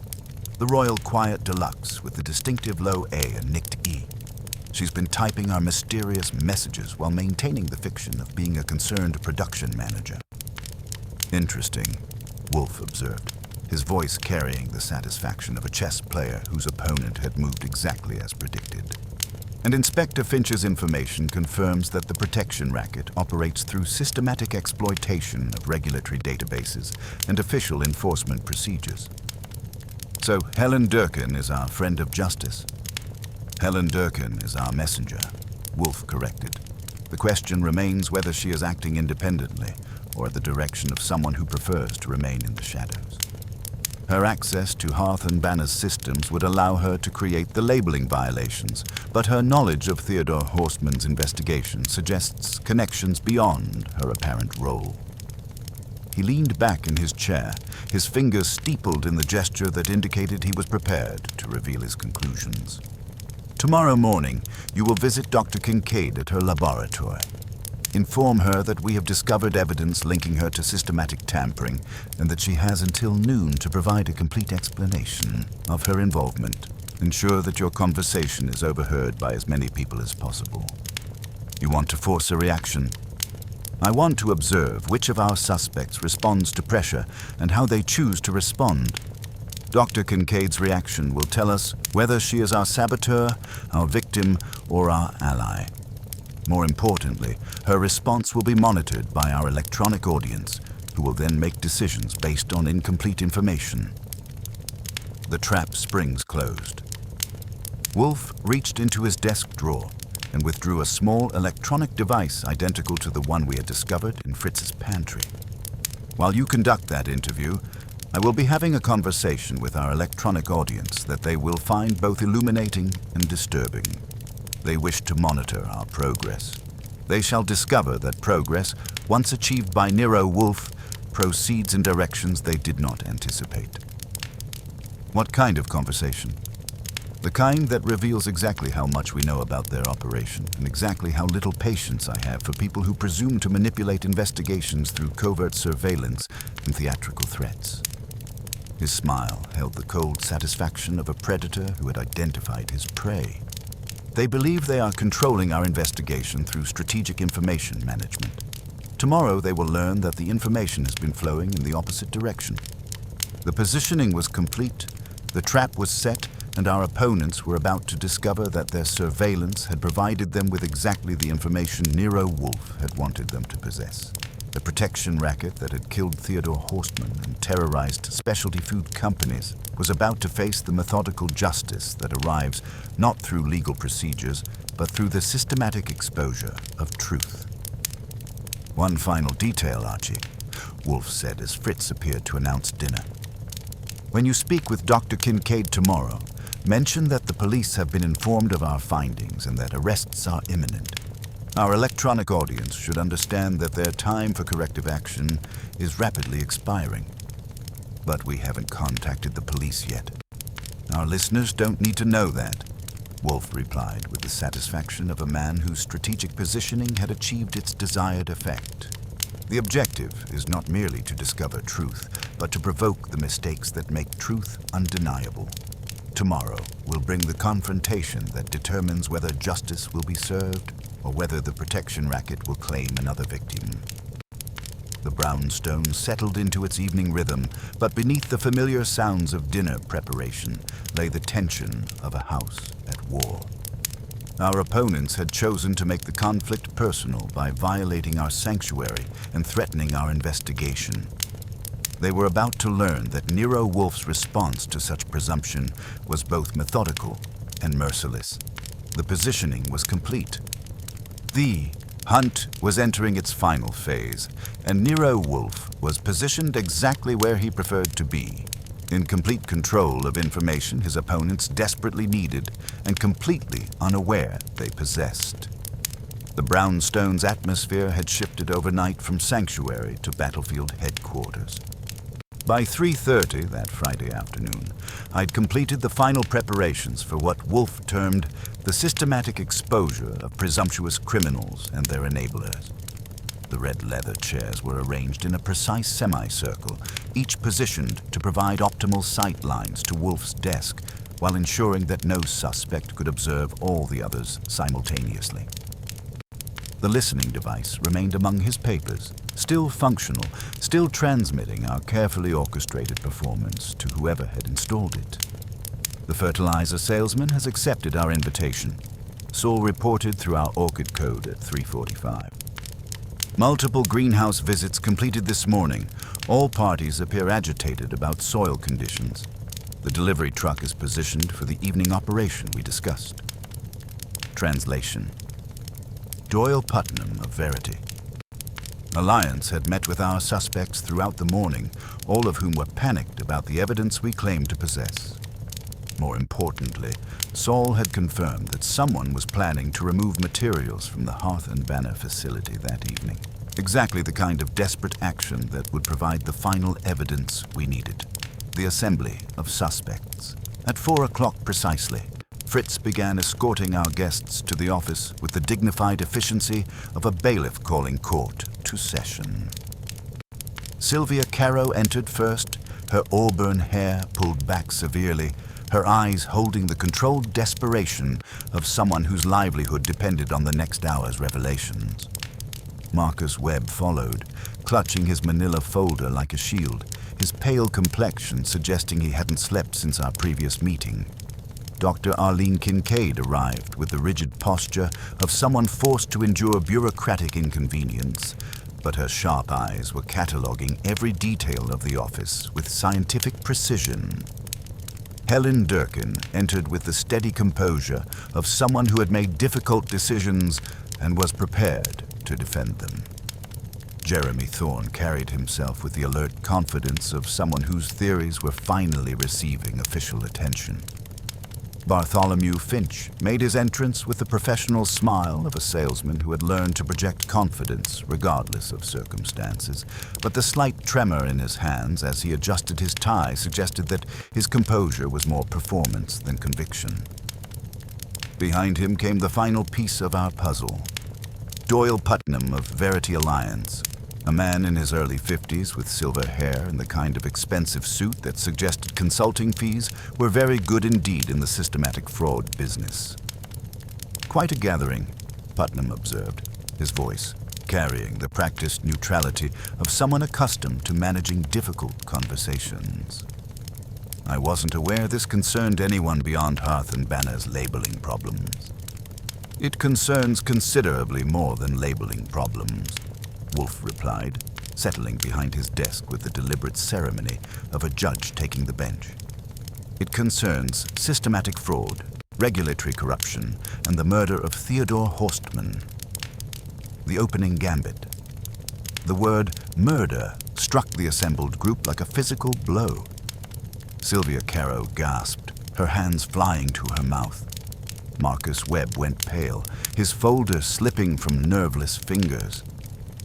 Dr. Kincaid straightened with scientific alertness, while Helen Durkin's expression remained carefully neutral. Jeremy Thorne showed no surprise, confirmation that he had suspected the truth about his mentor's death. Bartholomew Finch's professional smile flickered, and Doyle Putnam's expensive composure developed hairline cracks. Murder? Sylvia whispered, but the police investigation concluded it was accidental. The police investigation, Wolfe said, his gaze fixing on each suspect in turn, concluded what someone wanted them to conclude. Theodore Horstman's death was not accidental. His gas range was deliberately tampered with, the pilot light adjusted to burn yellow instead of blue, producing carbon monoxide instead of clean combustion. A sophisticated method of assassination designed to appear as domestic misadventure. He leaned back in his chair, his fingers steepled in the gesture that indicated he was prepared to deliver systematic judgment. Mr. Horstman was investigating a protection racket in the specialty food industry. Companies were being targeted with mysterious labeling violations, then offered consulting services to resolve problems they hadn't created. The scheme required inside knowledge of FDA procedures, access to regulatory databases, and the ability to manipulate compliance requirements with surgical precision. Systematic evidence presentation. Wolfe opened the folder on his desk and withdrew the first piece of evidence, photocopies of the documents I discovered in Horstman's sesame seed jar. These files document systematic fraud at 15 companies over 18 months. Each victim followed the same pattern. Mysterious violations discovered during routine inspections, followed by recommendations for specific consulting firms that could resolve the issues quickly for premium fees. He handed the documents to me, and I began distributing copies to each suspect. Companies paid willingly to avoid FDA sanctions, never realizing they were funding their own systematic victimization. The operation generated substantial profits for those who orchestrated it and eliminated anyone who threatened to expose it. The pilot light modification that killed Theodore Horstmann required specialized knowledge, I continued, watching their faces carefully. Someone familiar with commercial gas, equipment, and the precise adjustments needed to create carbon monoxide poisoning while maintaining the appearance of accidental death. Dr. Kincaid examined the documents with scientific thoroughness. These violation patterns are too sophisticated to be random. Someone with intimate knowledge of FDA requirements engineered these problems specifically to trigger enforcement actions. Indeed, Wolfe agreed. Someone who understood that companies would pay premium fees to resolve compliance problems quickly and quietly.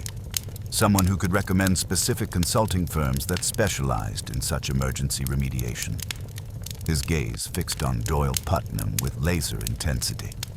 Verity Alliance appears in these files with remarkable frequency, Mr. Putnam. Your firm was recommended to resolve compliance problems at 12 of the 15 companies that experienced mysterious violations. Coincidence or careful coordination? Putnam's expensive composure remained intact, but his eyes had gone cold. Verity Alliance provides legitimate consulting services. If companies experiencing compliance difficulties sought our expertise, that demonstrates the quality of our remediation services, not evidence of impropriety. Perhaps, Wolfe conceded, but your firm's involvement becomes more interesting when combined with other evidence.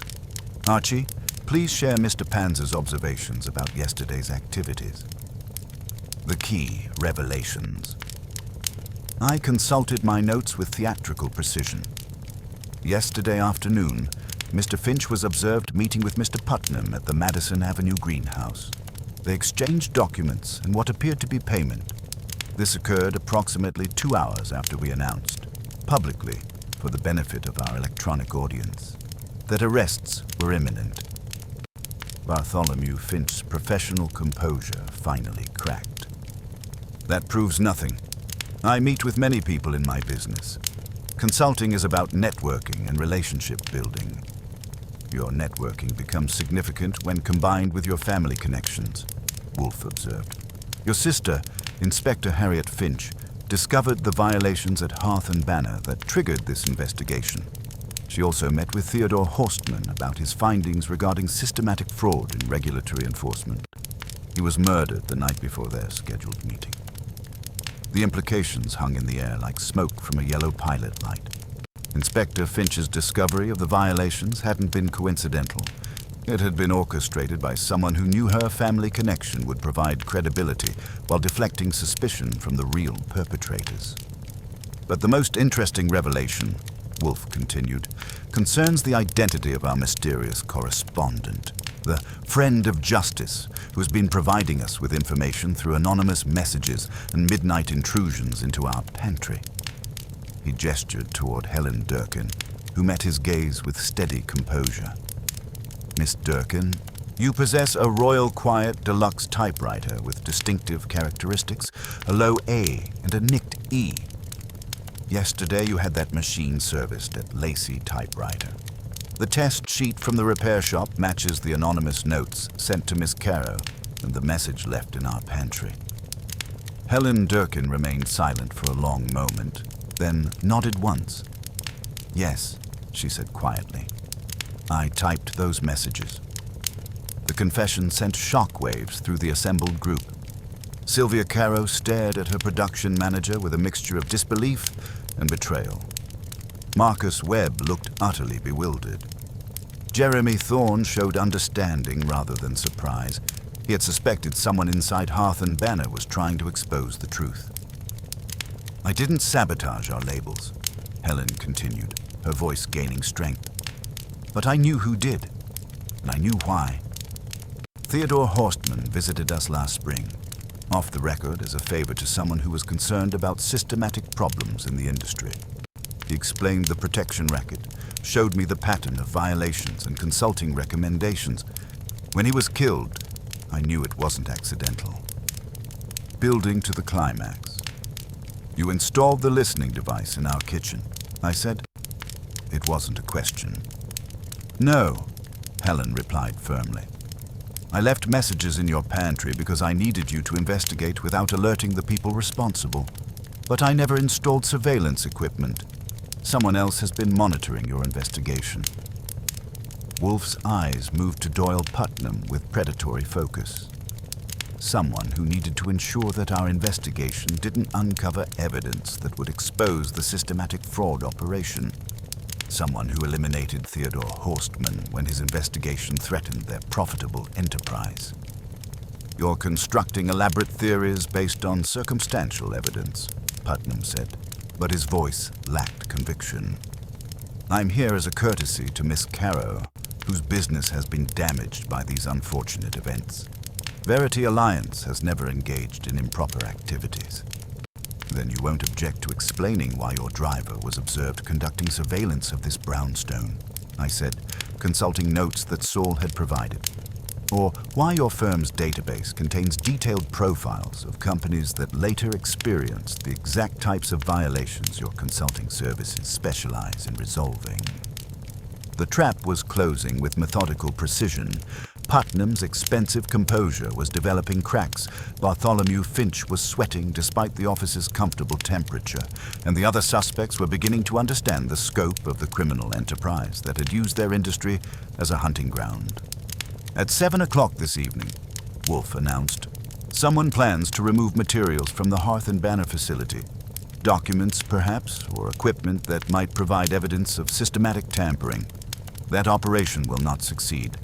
Mr. Putnam, your presence here when it fails will be illuminating. The trap springs closed. The office fell silent except for the familiar sounds of the brownstone. Fritz preparing dinner in the kitchen, the subtle creaks of old wood settling, the distant hum of traffic on West 35th Street.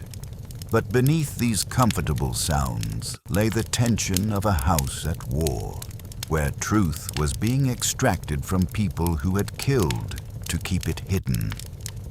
I will tell you what I know, Wolfe said with the unhurried cadence of a judge delivering a verdict. Theodore Horstman discovered that someone with access to regulatory databases was identifying vulnerable companies, then orchestrating compliance violations that would trigger enforcement actions. Those same companies were then offered consulting services to resolve problems they hadn't created. The operation was sophisticated, profitable, and ultimately lethal for anyone who threatened to expose it. He leaned forward slightly, his gaze moving from suspect to suspect with mathematical precision. The pilot light that killed Theodore Horstman was adjusted by someone familiar with commercial gas equipment and experienced in creating deaths that appear accidental. The systematic violations at companies like Hearth and Banner were orchestrated by someone with intimate knowledge of FDA requirements and access to enforcement databases. The consulting services that resolved these manufactured problems were provided by firms that profited from both creating and solving compliance crises. In 1 hour, he concluded, I will contact Inspector Kramer with a complete report of our findings. Anyone who wishes to be considered a witness rather than a defendant may use that time to provide complete and truthful accounts of their involvement. Any equivocation will be treated as admission of complicity in systematic fraud and murder. The ultimatum hung in the air like a sword suspended by a thread. Our suspects sat frozen, each calculating their exposure, their options, and their chances of survival in a game where the stakes had escalated from profit to prison to something considerably more permanent. The office gathering had achieved its purpose. The suspects were assembled, the evidence presented, and the trap prepared to close. What remained was to determine which of them would choose cooperation over continued conspiracy, and whether justice for Theodore Horstman would be served through confession or through the systematic exposure of truth that some people had killed to prevent. The hunt was entering its final phase, and everyone in the room understood that their next decisions would determine whether they faced prosecution, protection, or elimination by associates who had already demonstrated their willingness to commit murder to preserve their profitable criminal enterprise. In the red leather chairs of Nero Wolfe's office, surrounded by books and orchid catalogs, the truth about systematic fraud and murder was finally being revealed through the methodical application of pressure, evidence, and the relentless pursuit of justice that refuses to accept convenient lies. The revelation was about to begin in earnest, and no one in the room would leave unchanged by what they were about to confess or hear, confessed by others. The silence that followed Wolfe's ultimatum stretched taut as a violin string until he leaned back in his chair and fixed each suspect with the methodical gaze of a master chef examining ingredients that would either create perfection or disaster. "We shall dispose of irrelevancies first," he announced, his voice carrying the unhurried cadence of absolute certainty. "Mr. Thorne, your bitterness toward your former employers and your intimate knowledge of their systems made you a plausible saboteur. Your devotion to Theodore Horstman's memory made you a credible seeker of justice, but you are neither saboteur nor murderer." Jeremy Thorne's shoulders sagged with relief, but Wolfe wasn't finished. "You collaborated with Miss Durkin to create the labeling violations that spelled my name, a desperate but ingenious method to compel my attention. Miss Durkin provided after-hours access to the system. You executed the technical modifications. Both of you sought to expose the truth, not conceal it." Helen Durkin met his gaze steadily. "We knew no one would listen to dismissed employees or concerned production managers. We needed someone with your reputation to investigate what Theodore had discovered. Indeed, your Royal Quiet Deluxe, with its distinctive low A, confirmed your authorship of the anonymous messages. You are our friend of justice, Miss Durkin, misguided in method, perhaps, but honorable in purpose. The architecture of systematic fraud." Wolfe opened the folder containing Horstman's hidden files and arranged the documents with ceremonial precision. Theodore Horstman discovered a protection racket of extraordinary sophistication. Companies were being targeted with manufactured compliance violations, then offered consulting services to resolve problems they had not created. The operation required 3 essential components. He gestured toward Doyle Putnam, whose expensive composure was developing visible cracks. First, a consulting firm capable of resolving complex regulatory problems with suspicious speed and efficiency. Verity Alliance appears in these files with remarkable frequency, Mr. Putnam. Your firm was recommended to resolve compliance crises at 12 of the 15 companies that experienced mysterious violations. Legitimate consulting services, Putnam replied, but his voice lacked conviction. Perhaps. But legitimate consultants do not require advance intelligence about which companies will experience sudden regulatory crises. Wolfe's gaze shifted to Bartholomew Finch, who had gone pale despite his professional tan. Second component, access to regulatory databases and enforcement schedules. Someone who could identify vulnerable targets and predict inspection timing. Finch's hands trembled as he adjusted his tie. "I don't know what you're implying." "I'm not implying, Mr. Finch. I'm stating. You exploited your sister's FDA access to provide Verity Alliance with detailed intelligence about companies ripe for systematic exploitation. Inspector Finch's laptop, her access credentials, her inspection schedules, all became tools in your criminal enterprise during family dinners and casual visits. The technical component. Wolfe turned to Marcus Webb, who clutched his manila folder like a shield. Third component, Someone with legitimate access to target companies' labeling systems. Someone who could create violations that appeared to originate from internal processes while actually being manufactured by external manipulation. Webb's face went ashen. I would never. The metadata on Hearth and Banner's altered files bears your digital signature, Mr. Webb. The hash sums from Kincaid Litho confirmed that violations were present when files left your system. You planted systematic errors under the guise of compliance review, then watched as your colleagues scrambled to resolve problems you had created.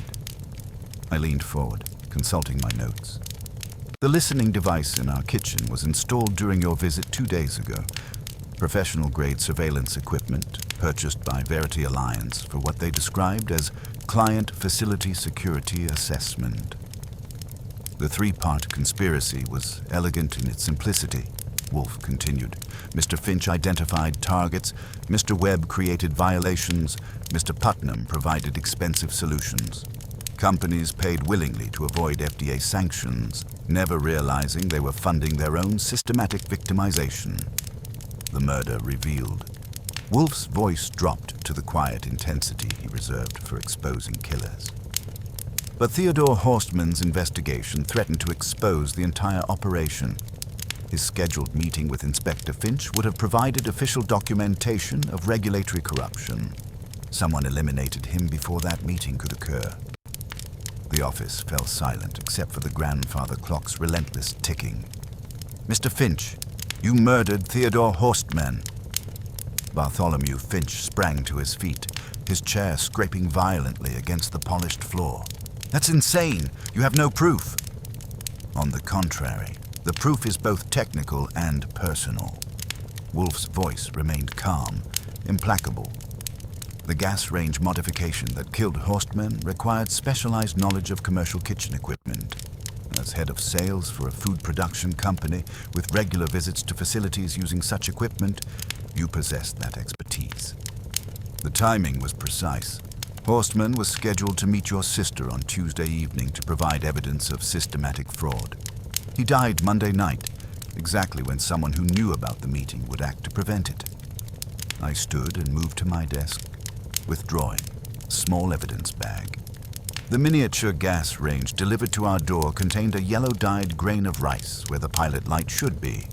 Someone wanted us to understand exactly how Horstman died, and that the same fate awaited anyone who persisted in asking uncomfortable questions. But most damning, Wolfe continued, is your desperate attempt to control our investigation. You installed surveillance equipment in my kitchen, hoping to monitor our progress and anticipate our discoveries. You met with Mr. Putnam yesterday to coordinate damage control. Tonight, you plan to remove incriminating evidence from Hearth and Banner's facility. As if summoned by theatrical timing, the telephone rang. I answered with professional calm. Archie, Saul here. Package intercepted at the loading dock. 2 individuals attempting to remove computer equipment and archived files. Both in custody, materials secured. Inspector Kramer en route with fond thoughts for Mr. Wolfe. I relayed the information in fewer words. Finch's remaining composure shattered like crystal striking concrete. The complete picture. You orchestrated Horstman's murder with the same systematic precision you brought to the protection racket, Wolfe said, his voice carrying the weight of final judgment. You adjusted his gas range pilot light to burn yellow instead of blue, creating carbon monoxide instead of clean combustion. A sophisticated method designed to appear as domestic accident. Horstman was methodical. He set a kettle to simmer and took a shower before dinner. In that interval, the apartment filled with poison gas. When he returned to the kitchen, he collapsed. The head trauma noted by police occurred during his fall. They had their accident. You had eliminated the threat to your profitable enterprise. Finch looked around the room wildly, seeing only condemnation in every face. You can't prove any of this. It's all speculation. The evidence from tonight's attempted theft will provide material proof of your involvement in systematic fraud, Wolfe replied with satisfaction. Your surveillance equipment carries your fingerprints. The gas range modification shows tool marks consistent with equipment found in your sales kit. Most significantly, your desperate actions tonight demonstrate consciousness of guilt that no innocent man would display. Justice delivered.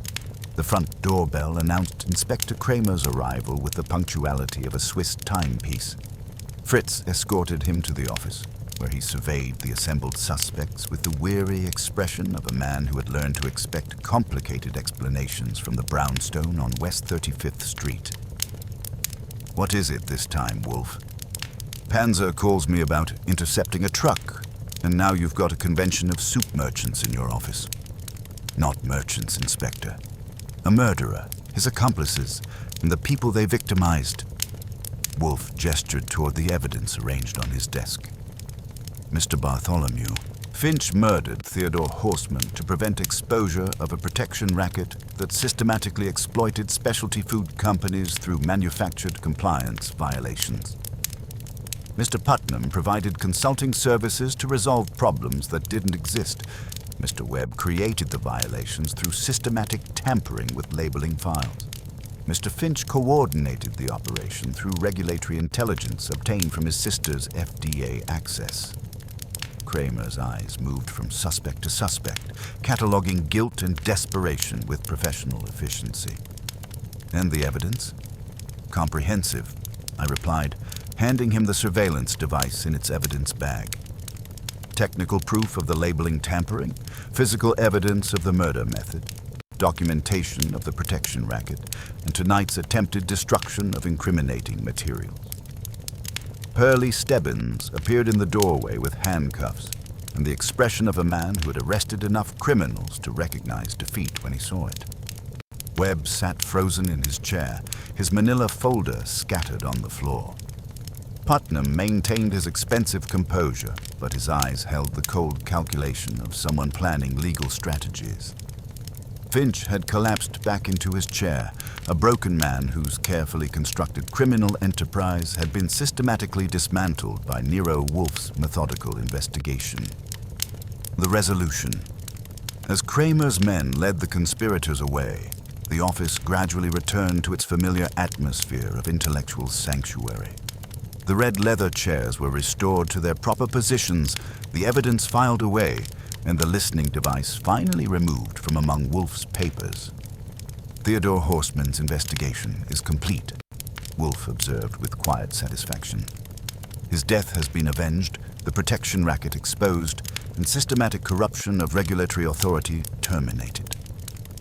Miss Carroll," he added, turning to the shaken business owner, "your labeling problems will be resolved now that their source has been eliminated. Your company will survive, your employees will retain their positions, and your products will no longer be subjected to manufactured violations. To Miss Durkin and Mr. Thorne," he continued, "your methods were irregular, but your motives were honorable. You will be treated as witnesses rather than defendants. Theodore Horstman would have approved of your determination to see justice served." Fritz appeared in the doorway to announce that dinner was served, a perfect conclusion to a case that had begun with mislabeled soup jars and ended with the exposure of systematic fraud, regulatory corruption, and murder disguised as domestic accident. "Shall we dine, Archie?" Wolfe asked, rising from his chair with the satisfied air of a man whose work had achieved its intended result. "I believe Fritz has prepared something that will restore our appreciation for food that serves its proper purpose. Nourishment rather than manipulation, sustenance rather than sabotage." The hunt was complete, justice had been served, and the brownstone could return to its proper function as sanctuary rather than battlefield. In the dining room, surrounded by the aromas of properly prepared food, we would celebrate the successful conclusion of another case that had proven that truth, once pursued by Nero Wolfe, illuminates far more than its seekers intended to reveal. The protection racket that had killed Theodore Horstman and terrorized the specialty food industry was finished, its perpetrators facing justice, and its victims finally free from systematic exploitation disguised as regulatory compliance. The murder hidden in the soup had been exposed, and its architect revealed through the methodical application of logic, evidence, and the relentless pursuit of truth that refuses to accept convenient lies. The case was closed, the brownstone was secure, and dinner was served. By Sunday evening, the brownstone had settled back into its proper rhythm, quiet, orderly, and aromatic, with things intended for the mouth rather than the courts. The phone had stopped performing gymnastics. Saul Panzer had been paid with a bonus that reflected both his surveillance ballet and his truck interception, and Inspector Kramer had departed with his prisoners and something approaching grudging satisfaction. If you've never seen Kramer almost smile, you've missed one of life's subtler pleasures. The charges had cascaded with the efficiency of a well-designed legal machine. Bartholomew Finch sat in a federal holding cell, contemplating how family loyalty had become the instrument of his destruction. Doyle Putnam had acquired expensive attorneys who specialized in explaining why their clients needed more time to prepare their defense. Always a promising sign for the prosecution. Marcus Webb had gone silent when confronted with hash sums that don't lie, and digital signatures that point directly to their creators. The immediate resolutions. Dr. Arlene Kincaid had her reputation returned, unbruised, along with a curt note of apology from the FDA. She sent us a thank you card that read simply, "Accuracy is the only loyalty." A sentiment that could have been embroidered on her laboratory coat. Jeremy Thorne, as predicted, had stood up in front of the right people and told a straight story. His reinstatement at Hearth and Banner as compliance director came with a salary that reflected the true value of preventing federal felonies rather than committing them. Sylvia Caro and Helen Durkin arrived at 11:30 Sunday morning with a banker's envelope and faces that had learned something about endurance. Fritz admitted them to the office after verifying that no packages threatened to become permanent residents of our pantry. Miss Caro set the envelope containing our final payment on Wolfe's blotter with the precision of someone completing a sacred ritual. The balance of your fee, Mr. Wolfe, and our apologies. For the labels, for your pantry, for imposing our troubles on your sanctuary. Wolfe inclined his head with the dignity of a man accepting both payment and penance. The first and third are accepted without reservation. The second requires consideration. Your enterprise was under siege, Miss Caro. It is the besieged who most often attempt desperate courtesies. You have retained your business, and I trust your judgment. Helen Durkin faced him directly, her composure intact despite the week's revelations. I was wrong to use your name in our ingredient lists, but I didn't know how else to force attention on the Theodore's murder.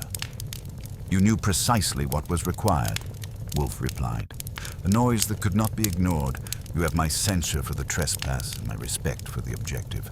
The method was irregular, but the motive was honorable. The broader aftermath. After they left, I spent an hour with screwdriver and flashlight conducting a security sweep that would have impressed a counterintelligence professional. If an electronic ant had smuggled in surveillance equipment, I would have found its union card. Fritz, who had endured the violation of his domain with the dignity of a curator watching vandals examine a Vermeer, restored his pantry with liturgical precision. The saffron returned to its proper position, the paprika resumed its Hungarian dignity, and the Hearth and Banner jars, our original unwelcome messengers, were relegated to a basement box labeled "Evidence Not Edible." The evening news carried reports of the arrests, though the full scope of the protection racket would require months to unravel completely. The FBI's Financial Crimes Division had discovered that Verity Alliance's operation extended far beyond specialty foods into pharmaceuticals, cosmetics, and organic agriculture. Anywhere regulatory complexity created opportunities for manufactured crises and expensive solutions. Inspector Harriet Finch, cleared of any involvement in her brother's scheme, was cooperating fully with federal investigators while implementing new database security protocols. Her laptop logs confirmed that Bartholomew had exploited family visits to access her FDA credentials, using her professional integrity as camouflage for systematic fraud. The ritual of restoration. At 7:20 precisely, Fritz appeared in the office doorway with the announcement that had restored order to countless evenings. Dinner is served. His voice carried the serene satisfaction of a man whose domain had been violated, cleansed, and restored to its proper function.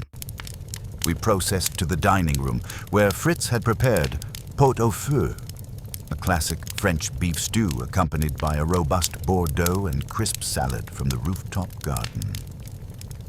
The irony was perfect, a case born of tampered soup labels, concluding with an honest, perfectly prepared stew that required no federal oversight to guarantee its integrity. The meal proceeded with the comfortable ritual perfected over years of shared dinners. Wolfe accorded the food his complete attention, savoring each element with the profound concentration of an artist appreciating a masterpiece. The day's revelations of murder and systematic fraud were temporarily relegated to proper perspective, secondary to the immediate, tangible pleasure of food prepared with skill and served with honesty. The pot au feu was superb. The broth ran clear and rich, the vegetables maintained their integrity without surrendering their essence, and the beef achieved that perfect tenderness that speaks of patience and proper technique. It represented everything the mass-produced, systematically corrupted products, in our case, were not: honest, nourishing, and crafted with genuine care for those who would consume it. Wolfe's final reflection after the main course and before Fritz's selection of artisanal cheeses, Wolfe broke his contemplative silence, addressing the space between his wine glass and the centerpiece of fresh flowers with the gravity of a judge delivering a final verdict. "Appetite," he pronounced, his voice carrying the weight of philosophical conclusion, "is a covenant, not merely between hunger and its satisfaction, but between the maker and the consumer. It presumes honesty. If I am to take into myself what another has prepared, I require that the thing be exactly what it declares itself to be." He paused, sampling the Bordeaux with the attention it deserved. To falsify that declaration is more than commercial fraud. It is a corruption of the fundamental trust upon which civilization depends. Those men converted nourishment into coercion, sustenance into systematic exploitation. They made appetite afraid, and there is no heavier vandalism. Fritz returned with Roquefort, aged Gruyere, and perfectly ripe figs. Wolfe selected his cheese with the deliberation of a man choosing the proper conclusion to both meal and case. Theodore Horstman died defending the principle that integrity, even in commerce, remains paramount. His investigation threatened to expose not merely fraud, but the systematic corruption of regulatory authority designed to protect consumers from exactly such exploitation. Wolfe's eyes held the cold satisfaction of justice properly served. His murderers discovered that truth, once properly pursued, illuminates far more than its seekers intended to reveal. The return to sanctuary. As we finished dinner and Fritz served coffee in the office, the brownstone had completed its transformation back to intellectual sanctuary. The red leather chairs were properly arranged, the orchid catalogues restored to their designated positions, and the listening device permanently removed from among Wolfe's papers. The violation of our domestic privacy had been not merely resolved, but avenged through the systematic exposure of those responsible. A satisfactory conclusion, Wolfe observed, settling behind his desk with his coffee in the evening edition. Theodore Horstman's investigation has been completed, his death properly avenged, and the protection racket that killed him systematically dismantled. I settled at my desk to complete the case file while Wolfe opened his book and returned to the intellectual pursuits that had been interrupted by mislabeled soup jars and systematic murder. The brownstone was secure, our fees were deposited, and dinner had been properly appreciated without concern for federal labeling requirements or ingredient lists that spelled out cryptic messages. Final observations.